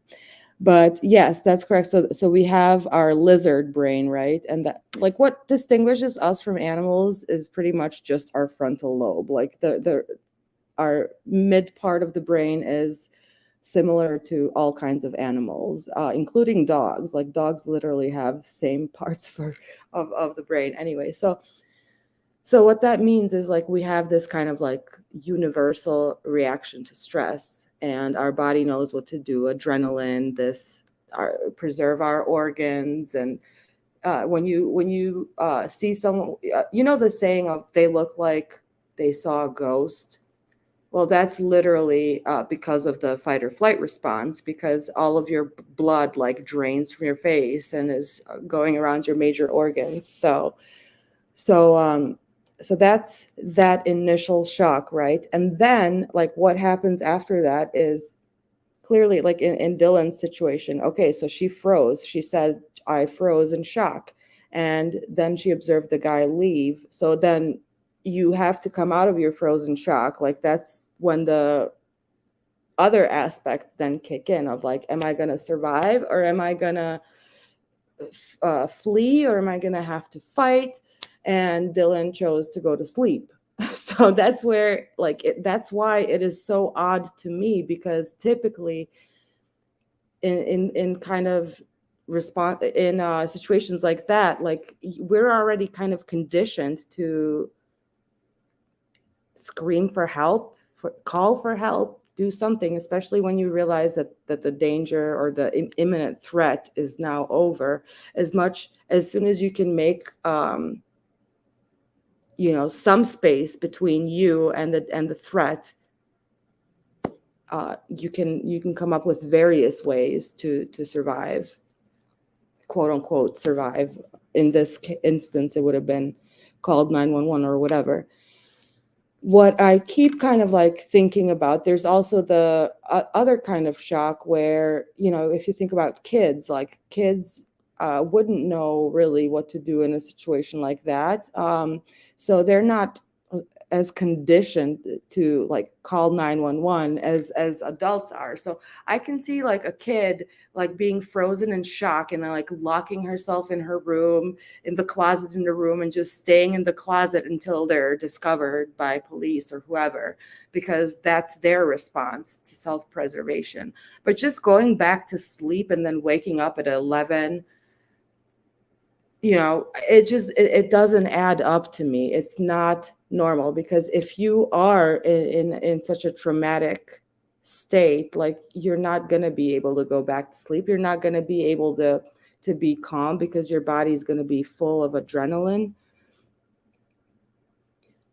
Well, if she thought that it was nothing, that nothing was going on, then that's completely different. That's a different story. If she was like, oh, wow, one of the girls had a random dude over and now he's leaving, nothing to see here.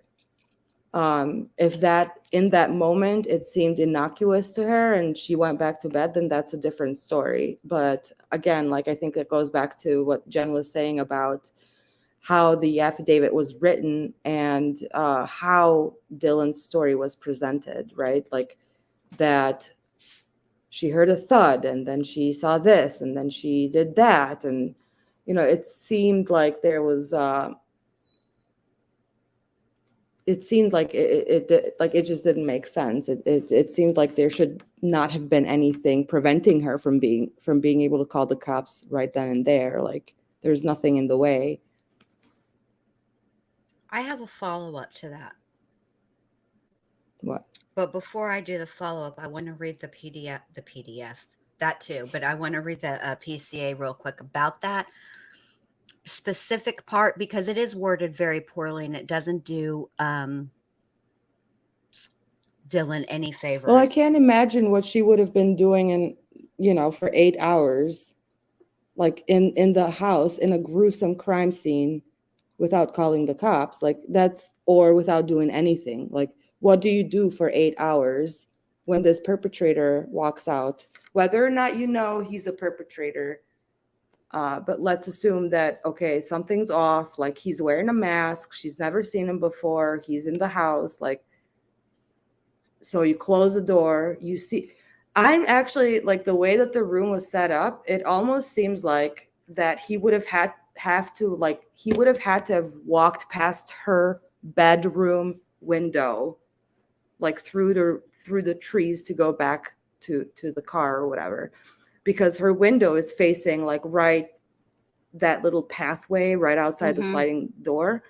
So like that could even be scary, like seeing a figure like walk past your bedroom window or whatever, like, you know. But then what? Like, then what? 8 hours later, like, you know, at some point you're going to be like, okay, they're not going to bluff for 8 hours. You know what I mean? If they just committed, like, I don't know. It doesn't make sense. And to pass out for 8 hours, that's also not normal. Like you don't lose consciousness for 8 hours, because that's like concerning. She could have, I don't know. See, that's what I'm saying. Like, I don't know. Could she have been on drugs? Shmita asks. Sure, you know, that could be potentially something that could you know, shed some light onto this. Like, and I'm not saying that she's out there like doing drugs or whatever, but it could have very, very well been like prescription medication. Like some of the sleep medication is like, it knocks a person out. So Ambien. maybe she thought she was hallucinating. Like there's a lot of different theories, but what we have right now, it, like, to me personally, is just odd and it's weird. Doesn't make sense. So I think, okay, so for me, yes. right. If Ambien. Ambien, hello. I mean, this is my thing. I will say this about Ambien. Anybody who's ever used Ambien knows what Ambien does. There is this magical, problematic hour after you take an Ambien. Okay, and it depends a little bit on your metabolism and a lot of some other little factors, but generally speaking, there's this hour after you take Ambien, right, where you don't actually know when the Ambien kicks in and you go to sleep, because it's a hypnotic. So that's why when they prescribe Ambien, they will tell you that you don't like be downstairs in the kitchen and chill out, or take your Ambien and then kick it downstairs for a while, because you will never make it back up the stairs, because you'll start doing something and the Ambien will kick in and you're in that hypnotic state where you're not asleep but you're not awake either. So it is possible that, let's say Dylan did take Ambien and what happened occurred right in that time frame. So while she's sitting in her room with the door locked, waiting so that he doesn't notice her, she doesn't know what he's doing. She's waiting she sees him leave, but she doesn't know if he's going to come back. So she thinks, let me just wait. All right. And in that, but then wait. And then in that interim, that's when the Ambien actually puts you to sleep. Right. That's possible. And then the other but thing I think that if it was traumatic, then I believe that the Ambien would have been like it wouldn't have been in the usual effect. You know what I mean? Like, because if she got rattled somehow, like that would have fucked up the full effect of it. Well, I can't speak to having ever been rattled in this manner on Ambien. Okay. But I can tell you that before I understood how Ambien worked and how to take it correctly, there were many times where I was in the kitchen making lunches for people for no reason. I mean, for my children. I wasn't making it just for random strangers. I didn't open up like a soup kitchen in my kitchen, but I would be thinking to myself, I got to make the kids lunches. Let me go ahead and make their sandwiches today. And I would do stuff like that. There's a couple of times when I had the boom boom with my husband, and I remember pieces of it, but I don't have a full memory of everything that happened. So what I Right. was going to ask you is, I know this is what else I find interesting, because this is written, her statement would be given in the past tense, right? Because she's talking about something that occurred in the past. Granted, it's the recent past, but it's still past. Even if it was an hour ago, it's still the past, right? So hold on a second. Where did I just freaking had it? Well, the other thing that I was going to say, Perry says that they don't think Dylan realized how serious whatever happened was Mhm. and didn't want to get involved and kind of kept to herself. Makes absolute sense. Like totally something that I would do. Like I'd be like, all My right, they're name's having, Paul. and I ain't with y'all. That's No, me. my name's Paul, and that's between y'all. Oh, well, Oh no, I ain't you're with y'all. Bennett. No, I forgot. I'm Paul, and that's between y'all. No, you're Bennett, and I ain't in it. That's what you are. You're Bennett. I'm I forgot. Bennett and I Yeah. ain't in it. That is the anthem. However, then what's problematic with that for me is like how the camera or the next door neighbor's camera picked up all of these sounds and screams and cries. So if that's something that I'm like, my name's Bennett and I ain't in it, then what the hell is going on in that house on a regular basis where that's like the norm for some reason for people to be like, yeah, no, I'm not getting involved. And besides, like these people, like not only are they roommates, but it appears like they're really close friends as well. Mm-hmm. So like if Jen Lou and her husband were like screaming and crying in the bedroom, like I'd be like, yo, are you okay? Like, I don't have to get out of my room. Like, Take that opportunity to be Bennett and not in it. If I were screaming and crying in my room, Dr. B would intervene. yes. But there is something to, okay, so this is the part of it I wanted to read, because this part, all right. DM and BF both made statements during interviews that indicated the occupants of, so she was interviewed, she said statements and interviews, Mm-hmm. which, now that I'm thinking about it, could mean statements and interviews would be correct using the plural term because there are two people they're talking about. So never And I'm mind. sure they talked to them more than once. I'm sure that they did too. And as Kate said, where's that? Where is that Kate's comment over here? Here, right here. They do mention that BF and DM's phones are, the search of their phones was what helped narrow down the time frame. This is what I think everybody should do. This is my advice. Okay. There is something off. Okay. But before we get too caught up in exactly what it is that is off, let's put a pin in it and wait, because this is clearly more, there is clearly more to this portion of the narrative, and we're only getting a chunk of it. And the way that it is worded, it's Well, I'm worded wondering in, if she texts someone like, I think I just saw someone in my house. right, or maybe she texted Bethany and said, Bethany, did you hear that? And maybe when Bethany didn't reply, maybe she thought, okay, it couldn't have been as loud as I thought it was, or it couldn't be that big of a deal, because Bethany is also, isn't, she's directly underneath Xana and Ethan. And the other Okay, thing I so noticed in this, someone asked who wrote this probable cause, and it's a Moscow a police officer. And I'm just read like the first paragraph talks about his qualifications a little bit, and Mhm. it looks like he's been a police officer for 4 years. That's so sad. Like 4 years seems like that's not that long, and Mhm. this is the case that like he's gonna enter into his career with. Like this is what he's starting off as. Like Mhm.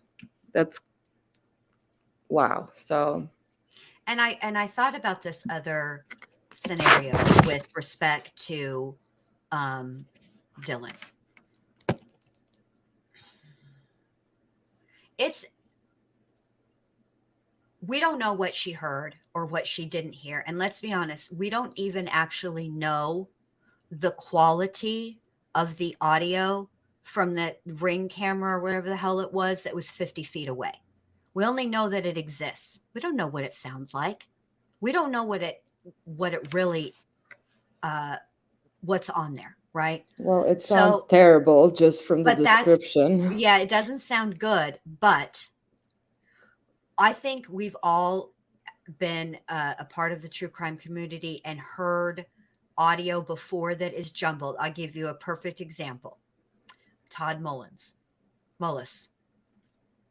There are people that listen to that 911 call and hear a specific thing, and then there are people who will listen to that exact same phone call and not hear him say this one specific thing.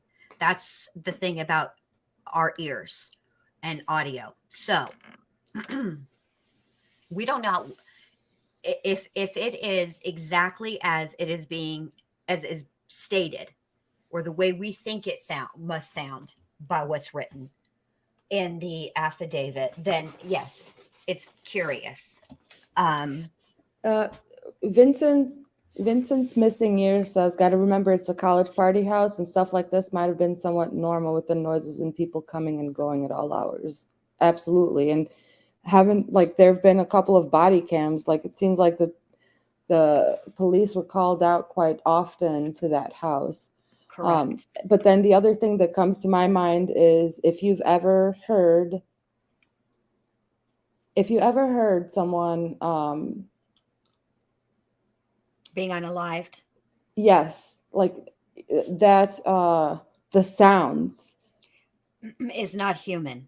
No. It's So if you've well, ever heard it, you'll know you'll that know exactly, and you'll never forget it. But I'll say this too. I also would caution people in trying to make a direct connection between Brian Koberger and the people in that house. Because I'm I've been curious about thinking that about too. this for a very, very, very long time. It'll come out. And one of the things that I noticed is when he started visiting that home, that area, which was way back in the summertime. And in the summertime, the sixth roommate did live in that home. The sixth roommate moved out at the beginning of the year. Curiously, on the day that that August 21st stop that he got in trouble for, I believe was what, a no seatbelt? What was that he got in trouble for? Right. Okay. That's right about the same time that she would have moved out, because the only thing we know is that she moved out right before the start of the school year, and the school year started on the 21st of August. So is it possible that these are the things? This is why it's good to sit back and we're going to have to sit back and wait on a lot of this stuff, because we don't know what we don't know what his motive was other than to unalive. And it's, in my opinion, based on just the stuff. Thank you, Zach. That's so nice of you. I appreciate that. Just based on, I don't have I have experience watching a lot of true crime. I have this is my first like real time that I've actually done more than just watch a open case. This time I actually did look stuff up and I talk about all the open cases all the time. I just don't ever do it publicly. I usually talk about it with Dr. B. But this is the first time I've ever done one, like, talked about it on my channel. But it's not like I haven't sat around and watched a ton of stuff and read a bunch of stuff, particularly about, and then I have Dr. B, who's an actual psychologist, and I be asking her stuff all the time. But I remember the other night when we were talking about the difference between a serial killer, a spree killer, a mass killer, all the things, right? And I looked up the 4 types of serial killers. One of the types is a mission-driven serial killer. And because the timeline is so tight, and I want you to understand, I'm not saying that what he did in that 17 minutes or 20 minutes wasn't excruciating for the victims, and it wasn't scary for them, and they weren't terrorized. In this overall scheme of crimes, right? 20 minutes is short if it's what we would typically expect if there was a target, a specific person in the home that was the focus of the anger, the rage, the whatever, right, that the murderer was feeling. And the other people that were in the home were seemingly collateral damage.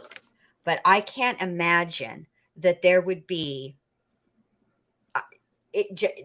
he had a mission. He went in there to unalive, I think, in my opinion, a specific number of people, and that's exactly what he did. It is not an accident that two of the roommates survived. I frankly think that he was under the impression that that bedroom where Dylan happened to be was unoccupied, and that he did what he did, and there wasn't any targets per se, an intended target. The home itself was the target. And I also I have thought about this since hearing about the 6th roommate. Is it possible that it was the 6th roommate that passed him someplace, somewhere, that caught his attention, and is what brought him, he followed her and followed her to that home, and he was watching. And as we know, in September of 2022, they were throwing an entire ass party, and they were not even in their own home. So they were, and it's not a judgment. They were just being kids. Kids don't think about that kind of stuff. They're young. They aren't thinking how you should never have a party in your home where you're not at least there. Where you leave, not only are you not there, you're down the street at a different party. Like, they don't think about stuff like that. It's just part of being young. It's youth. But what that tells somebody who's watching a home is, things are security is pretty lax at this place. These people just don't be paying attention. I don't think he went in for one person. I think he went in for 4. I think he wanted to hit a number, and I think his number was 4. And that's that. Because if it happened, otherwise, why leave anybody? Why not take the extra few minutes and check those bedrooms? Those roommates survived because he let them survive. I believe it was intentional. Maybe I'm wrong. We'll find out when the trial comes. And I think, Kate, I've been thinking about this too. This is important as well. I think it is more than touch DNA. Okay. But I think that, let's say, I think the reason that they used the sheath as the example is because it would be very difficult for him to say, well, I was partying at the house a couple of months ago when I dropped my knife sheath up in Maddie's room. And I don't know how it got on, next to her, right? That's something that is a specific item belonging to a specific person that it would be very, very difficult. And you guys know I love a loophole, but it would be very difficult to explain that away. Whereas, say, maybe there was, I don't know, sweat or saliva. You know what I mean? I think I learned from the Steve Avery case that sweat doesn't contain DNA. Well, saliva. Are you Sweat sure? only. I'm Googling. Sweat can contain like skin cells or whatever, but I'm sweat itself. Googling. I've I'm learned that from Googling. the Stephen Avery. Did Kathleen Zellner say it? If She Kathleen sure said it, did. I'll She believe sure- it. Let me she see. sure Does did. sweat have DNA? Oh, here we go. Our data demonstrates that sweat, as all other body fluids, contains a wealth of nucleic acids, including DNA and RNA of human and microbial origin, opening a possibility to investigate sweat as a source for biomarkers for specific health parameters. Well, Well, son of a Zellner, you're fired. So,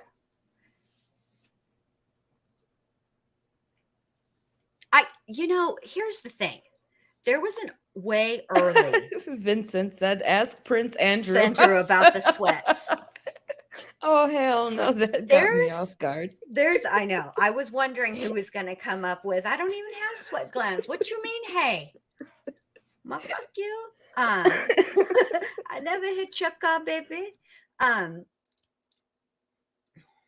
It's very, very early in all of this to try to like come up with a motive for real. Like I've had multiple theories. One of my early theories was that very, very early on, before I even knew there was a Brian Koberger, that what if the person who did this, their real target was actually the surviving roommates as some sort of very, very messed up psychological. He's not that bright.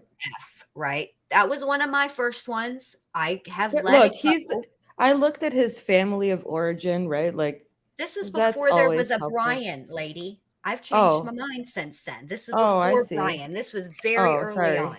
Yes. This was your initial profile. Like, what if, because to leave 2 survivors was weird to me. If you've been watching a house, right? So then I thought, well, it's hard to know. I have started, remember I told you guys that I was going to do like a connection to different serial killers, Brian Koberger. I'm still working on that, but I got down this dadgum Jack in the Box rabbit hole and all the other rabbit holes that came out with that dadgum PCA. And so I'm still doing it. I've got it somewhat together, but I'll get to it. We'll have it this week because I'm sort of curious. I mean, I don't really know what his motive was other than he clearly came in there with the express intent of unaliving people. There was no SA involved. He didn't rob or steal anything to feed a drug habit and then like got caught and like a home invasion gone wrong. None of that. So, but as for why he did certain and specific things, there isn't enough information for me to get to really, I mean, sure, I could theorize and whatnot, but it wouldn't be like it wouldn't be a very good one because it wouldn't be based in reality or facts, which is, I would hope is what you guys want me to base my theory on. But yeah.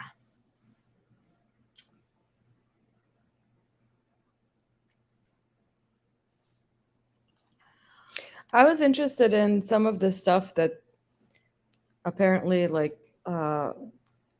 old posts of his that he was writing about some like visual snow or whatever. And that was like a long time ago, right?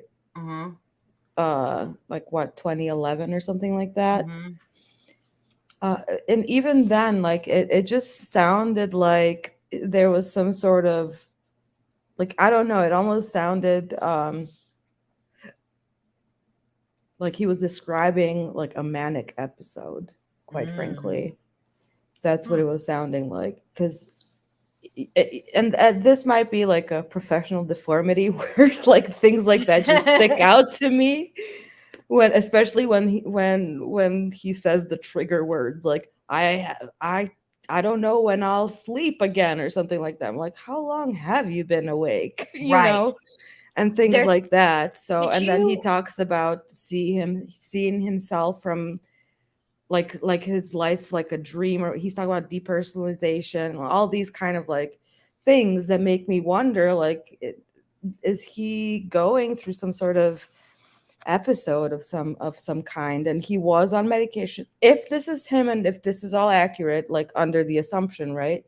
He did list some medication that he was taking, which is typically, something that is prescribed to kind of help with manic episodes. At least one of those medications was. So that's what I found interesting. And if this is something that he was going through like at 17, and now he's 28, and like, what if there are some mental illnesses, underlying mental illnesses like schizophrenia, and those disorders typically like don't even show up in their full force until like in their 20s or in your 20s or whatever. So that was something that piqued my interest earlier. And then of course, like, both of his sisters also being counselors, and it seems like, I mean, I would assume that it would be a mental health friendly kind of Where it'd be environment. safe to be talking about that kind of stuff. It Not wouldn't just be, that, like, but they would have the insight recognized. to recognize it and to provide that support and the treatment and all of the things that a person needs with those kinds of, like, limitations to So- be able to function like fully independently, and like, and then when you get separated from that safety net, like, which is what sounds like happened here, like he moved across the country for this program. So, maybe he stopped taking, if he's taking medication, like, this is where my mind is wandering. Probably, a common thing is with, especially bipolar disorder, is when people feel better, they stop taking the medication. And, it's like, that could be a thing. Like, he could have moved all the way to Washington. He's no longer under anyone's supervision. He can pretty much become a full-blown chazzle dazzle if he wanted to work for SpaceX. Yeah. But stops taking his meds, and here we go. Like, you spiral. But again, this is just some whatever that, like, theories, questions, and Yeah. See, I have a lot of questions. ideas Yeah. that come to mind that I would want to, like, put a pin in. But Yes. There's a lot. All we wanted to do tonight really was explain the timeline, and I think we did that. Break it down, show where he was at, and a little bit talk about what might be. But I want to answer Amina here. Here's the thing about this. This is the only thing that we know about, and the only reason we know about it is because the PCA was made public. So if I had to hazard a guess, I would imagine that there's something else. They took a ton of samples and stuff, so I would imagine that there is something else. But like I said, I think that they chose the sheath because it is a specific item belonging to a person brought into that home, rather than something. It's something that came from the outside and had to be brought there, rather than something that was already there. Does that make sense? you know, it's as close to if he had, it's the beginnings, right, of the murder weapon. There is, you know, who carries around an empty sheath? What would you keep in there? Your change? You know, for laundry? I don't know. So I think that's why they chose to put that in the PCA, because I think they felt that it was it was strong and compelling evidence. And keep in mind what also the PCA is, what is something that obviously is, it can be sealed, but let's say it had been sealed. Let's say we didn't get to see it, right? But the defense would get to see it. So what the idea would be that you want to have enough evidence in there to compel a judge to issue a warrant, but you don't want so much evidence in there that the defense has time to start building their defense.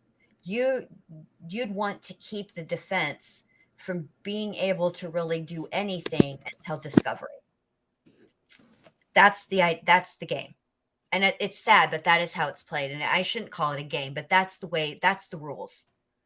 So, you know, it remains to be seen what all they have. But again, we have to use like caution, because it is such a very, very tiny part of the legal process of all of this. We still have, well, there's what, this a status hearing on the I agree, 12th. DC.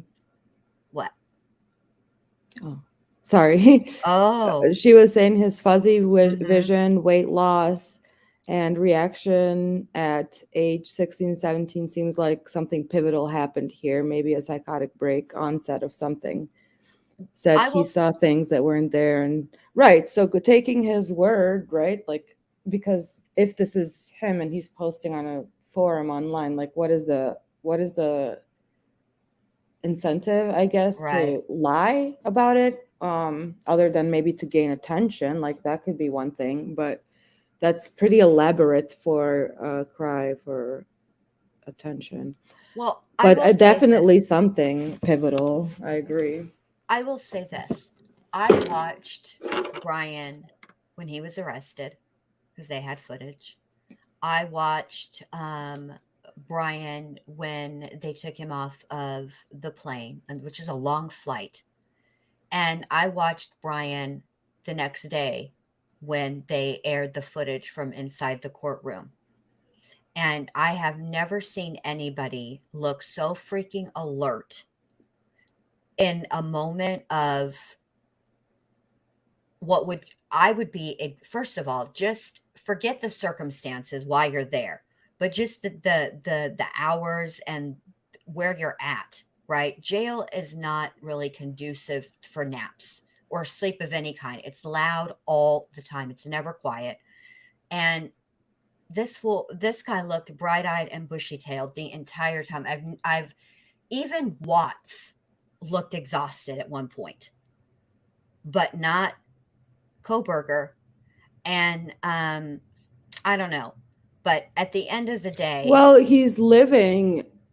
I mean, if I was a PhD in criminology and I got myself in that pickle, I'd be like in heaven, because now I have access to subjects for my study. oh my god, yeah, you could do your study and go no fucking where with it.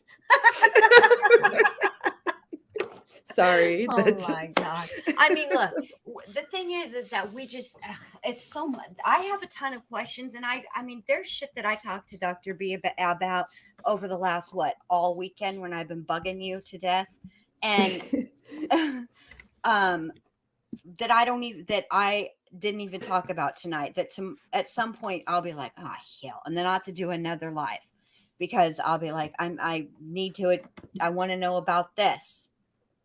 Yeah, we should do another one. We 'Cause I have definitely need notes to for do another days. one. Yes.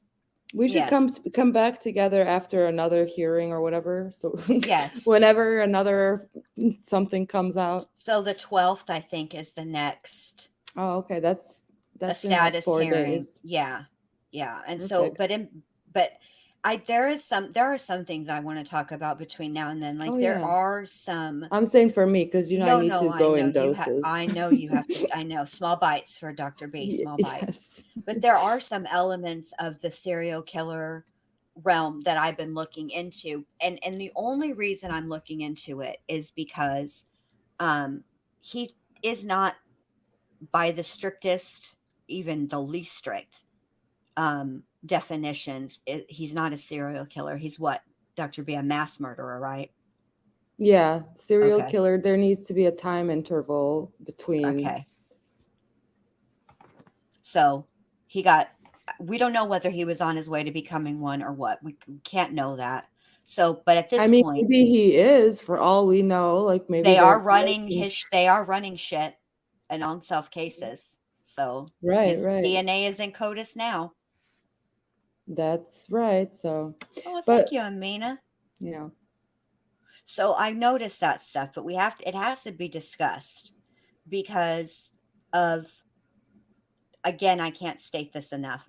I do not think that Koberger went to school to learn how to be a serial killer or any kind of killer for that matter, because for fuck's sake, we all if I guarantee you, if we randomly pick 10 people in this chat right now, me and Dr. B mhm. included, and had to turn over our devices, and they pulled the data and they pulled everything off of there. We have looked up multiple serial killers, we've looked at blood spatter, we've looked up all kinds of things related to true crime. You don't need to go in debt and have 3 hours of sleep and try to write a thesis and all this to learn how to do any of this kind of stuff. There is, your local library is free, for Pete's sake, and so is Google. So You I know don't what think that's the case. what this is kind of giving me vibes of, like when we talk about the mental health aspect, because I guess like in many ways they're similar.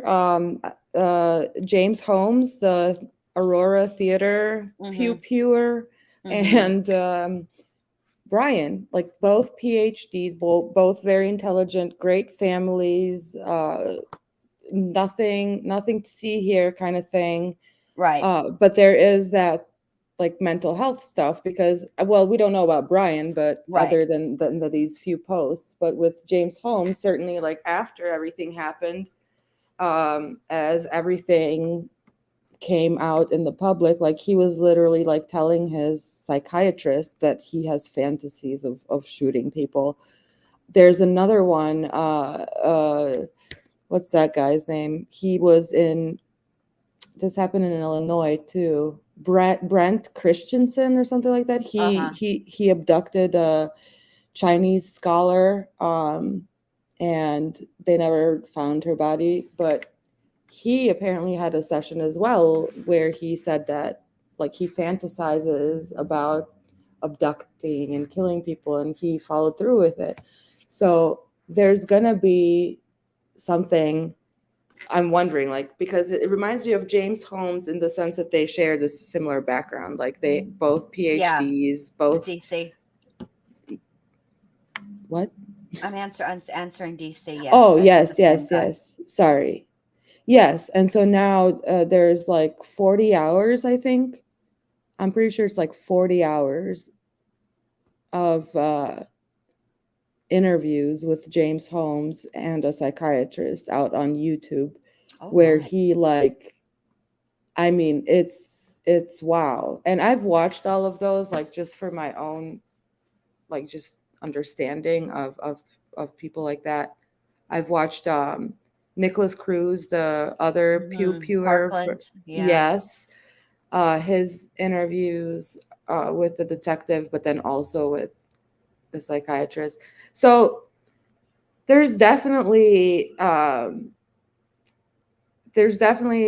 commonality here that I feel like is emerging with these mass whatevers, you know. So Right. I'm just kind of like on pins and needles to see where this guy is coming from, because if we have someone like you said who is fixated on a number, that's another thing that James Holmes was. James Holmes wanted numbers. That's all he cared about.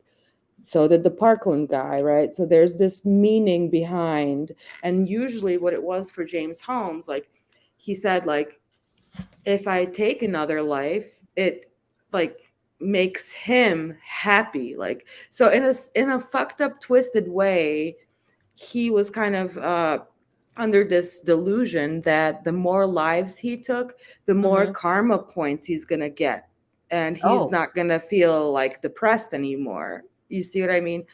So in many ways, like there's these elaborate delusions built around this act of Right. violence, and it takes on a whole life, a whole new meaning for these people. So that's why when we look at them, you're like, they look like they're just staring through you, is because they live in a world where it's difficult to comprehend. It's like the movie, what's the movie, A Beautiful Mind, Yes. right? Like it's that level of like messed up, where literally like your reality is impaired. That is the scariest shit, man, let me tell you. So yeah, that's my Well, other rant for the day. I mean, I think there's something to that, and I think that what we need, there's a lot we have just barely Started. scratched the surface. Yeah, This and this needs guy's to be not giving me Chris Watts vibes at all. no, neither is this attorney. First and foremost, I would like to just explain just briefly. If you have to go, Dr. B, I understand. I know you got work in the I'm morning and stuff. sorry. Yeah, I will, but I'm gonna stay on and listen, Of because course. I love to listen to you. And thanks for letting me like rant. What are you talking about? You didn't rant. We learn every time you talk, we learn. It's never a Well, rant. that makes me feel better, because I love dropping some knowledge. I like that we can disagree, but it doesn't turn into a big thing. Oh no, because I We're mean, mature. yeah, it's like we're Sorta. discussing different ideas, like we're gonna have different perspectives. We come from like different worlds. We're sisters from different This is misters. true. This is true. So we are going to see things, all kinds of ways. And there are times where, you have to do a pull up on me and say, what you mean, hey? Yes, and then sometimes you have to pull up and be like, I never hit your car, baby. Right. So thank you. And it was Thank good you, to see babe. everyone in chat. So I'll be listening, and yeah, thanks. Love you. Love you too. Bye. Bye. Bye. All right. Do you ladies think he didn't want to get away with with perfect murder, but perhaps perfect defense, and that's why timeline is kind of wacky? Well, it's hard to know what there's just there's not enough information for me to make like a truly educated guess on that. So I did consider for a hot second, what if this was something like The Life of David Gale? You ever seen that movie with Kevin Spacey? He was he spoke out against capital punishment in Texas, that story. And for just a brief minute, I was like, well, what if? And then I was like, oh, hell no. Now, I don't know why your brain went down that road, but it is interesting to me. See, to me, okay, everything about a crime is interesting, right? But sometimes things like taking precautions so that, and we don't know as of yet, really, because all we have is the probable cause. But let's say that he didn't leave fingerprints. He left, there is a latent shoe print. It doesn't seem like, we don't know yet, because we don't know what came from the search warrant on his apartment, although that search warrant is interesting, and that I'll have to, that's for another day, because I have to really do some research on that, because that thing has me shaking my head. But anyway, it just seems like using your own vehicle, for one, in this day and age with ring cameras and the like. But, you know, if you're going to use your own car, this is my thing, because he did study criminology, right? Which doesn't prepare him like to defend himself. Please don't misunderstand me. He knows some cursory like laws, but he's not educated enough to get up there and defend himself for reals. Like maybe for a traffic ticket, but not for like a or quadruple homicide. So it's interesting to me the things that he did to avoid it being linked to the crime while simultaneously doing things that would directly link him to the crime. For example, driving your own car. Okay, you're a college kid, you don't have a whole lot of money, fine. So then give yourself an alibi. Leave your phone at home completely. Then couldn't you just say, "Hey man, I lent my car out," or "My car was stolen," something, right? But no. So it's the dichotomy of the things that he did to avoid getting caught versus the things that were like amateur rookie mistakes. That's what doesn't make sense.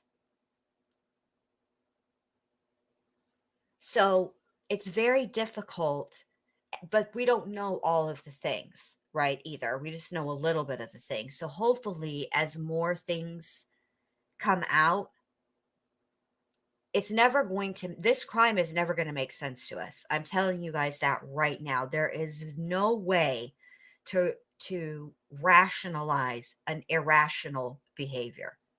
We're never going to be able to understand why he did what he did. Ever.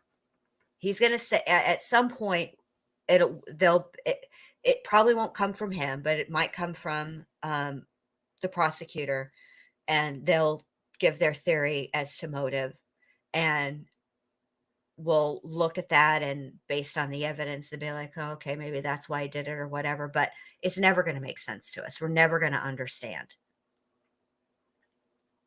It's just there's a lot of things. I mean, they say that there is no such thing as the perfect crime. Not anymore. Like way back. I mean, let's be honest. The reason that Bundy and Kenneth Bianchi, the Hillside Strangler, and I can't remember his partner, and Ed Kemper, and even Dahmer to an extent, Dahmer too for reals, Sam Little, even those kind of serial killers. The reason that they got away with it for so long and amassed such a body count isn't because they were really good or stealthy or extremely intelligent or smarter than the average bear, any of that stuff. It's because forensics hadn't really caught up yet. We were just at the beginning stages, and most of the time these crimes occurred in different areas, right? Different cities, therefore different jurisdictions, and there wasn't a system back then for them to communicate with one another, so they didn't even realize that they had similar murders occurring in just, different little cities over, right? That's not us today, so I don't know what his reason was. I don't know why he did any of the things that he did, and with the thing of it is, without knowing, the rumor is that she was on Molly. Would that affect that reaction? Okay. Yeah, it's what DC Prime Time said, MDMA. I don't know about Molly. I didn't know about some X, but I don't know about Molly. It's what these kids are having.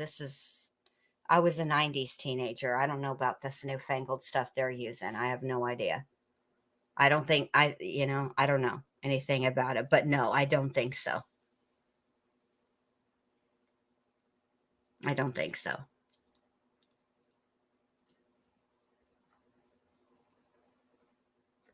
I mean, even I don't know. Molly Ooh. I think you're thinking of meth. Molly, okay, I'm assuming that Molly is, it's, okay. Yeah, that doesn't even sound fun. I'd rather do one or the other.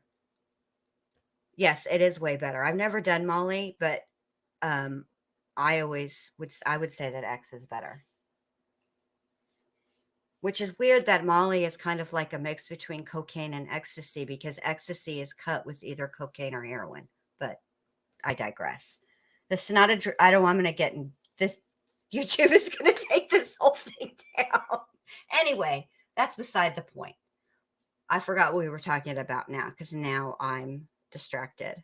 But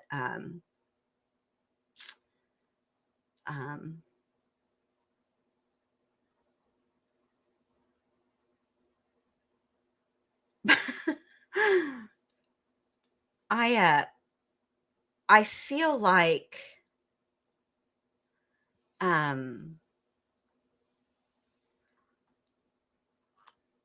we're just at the very, very beginning stages of this.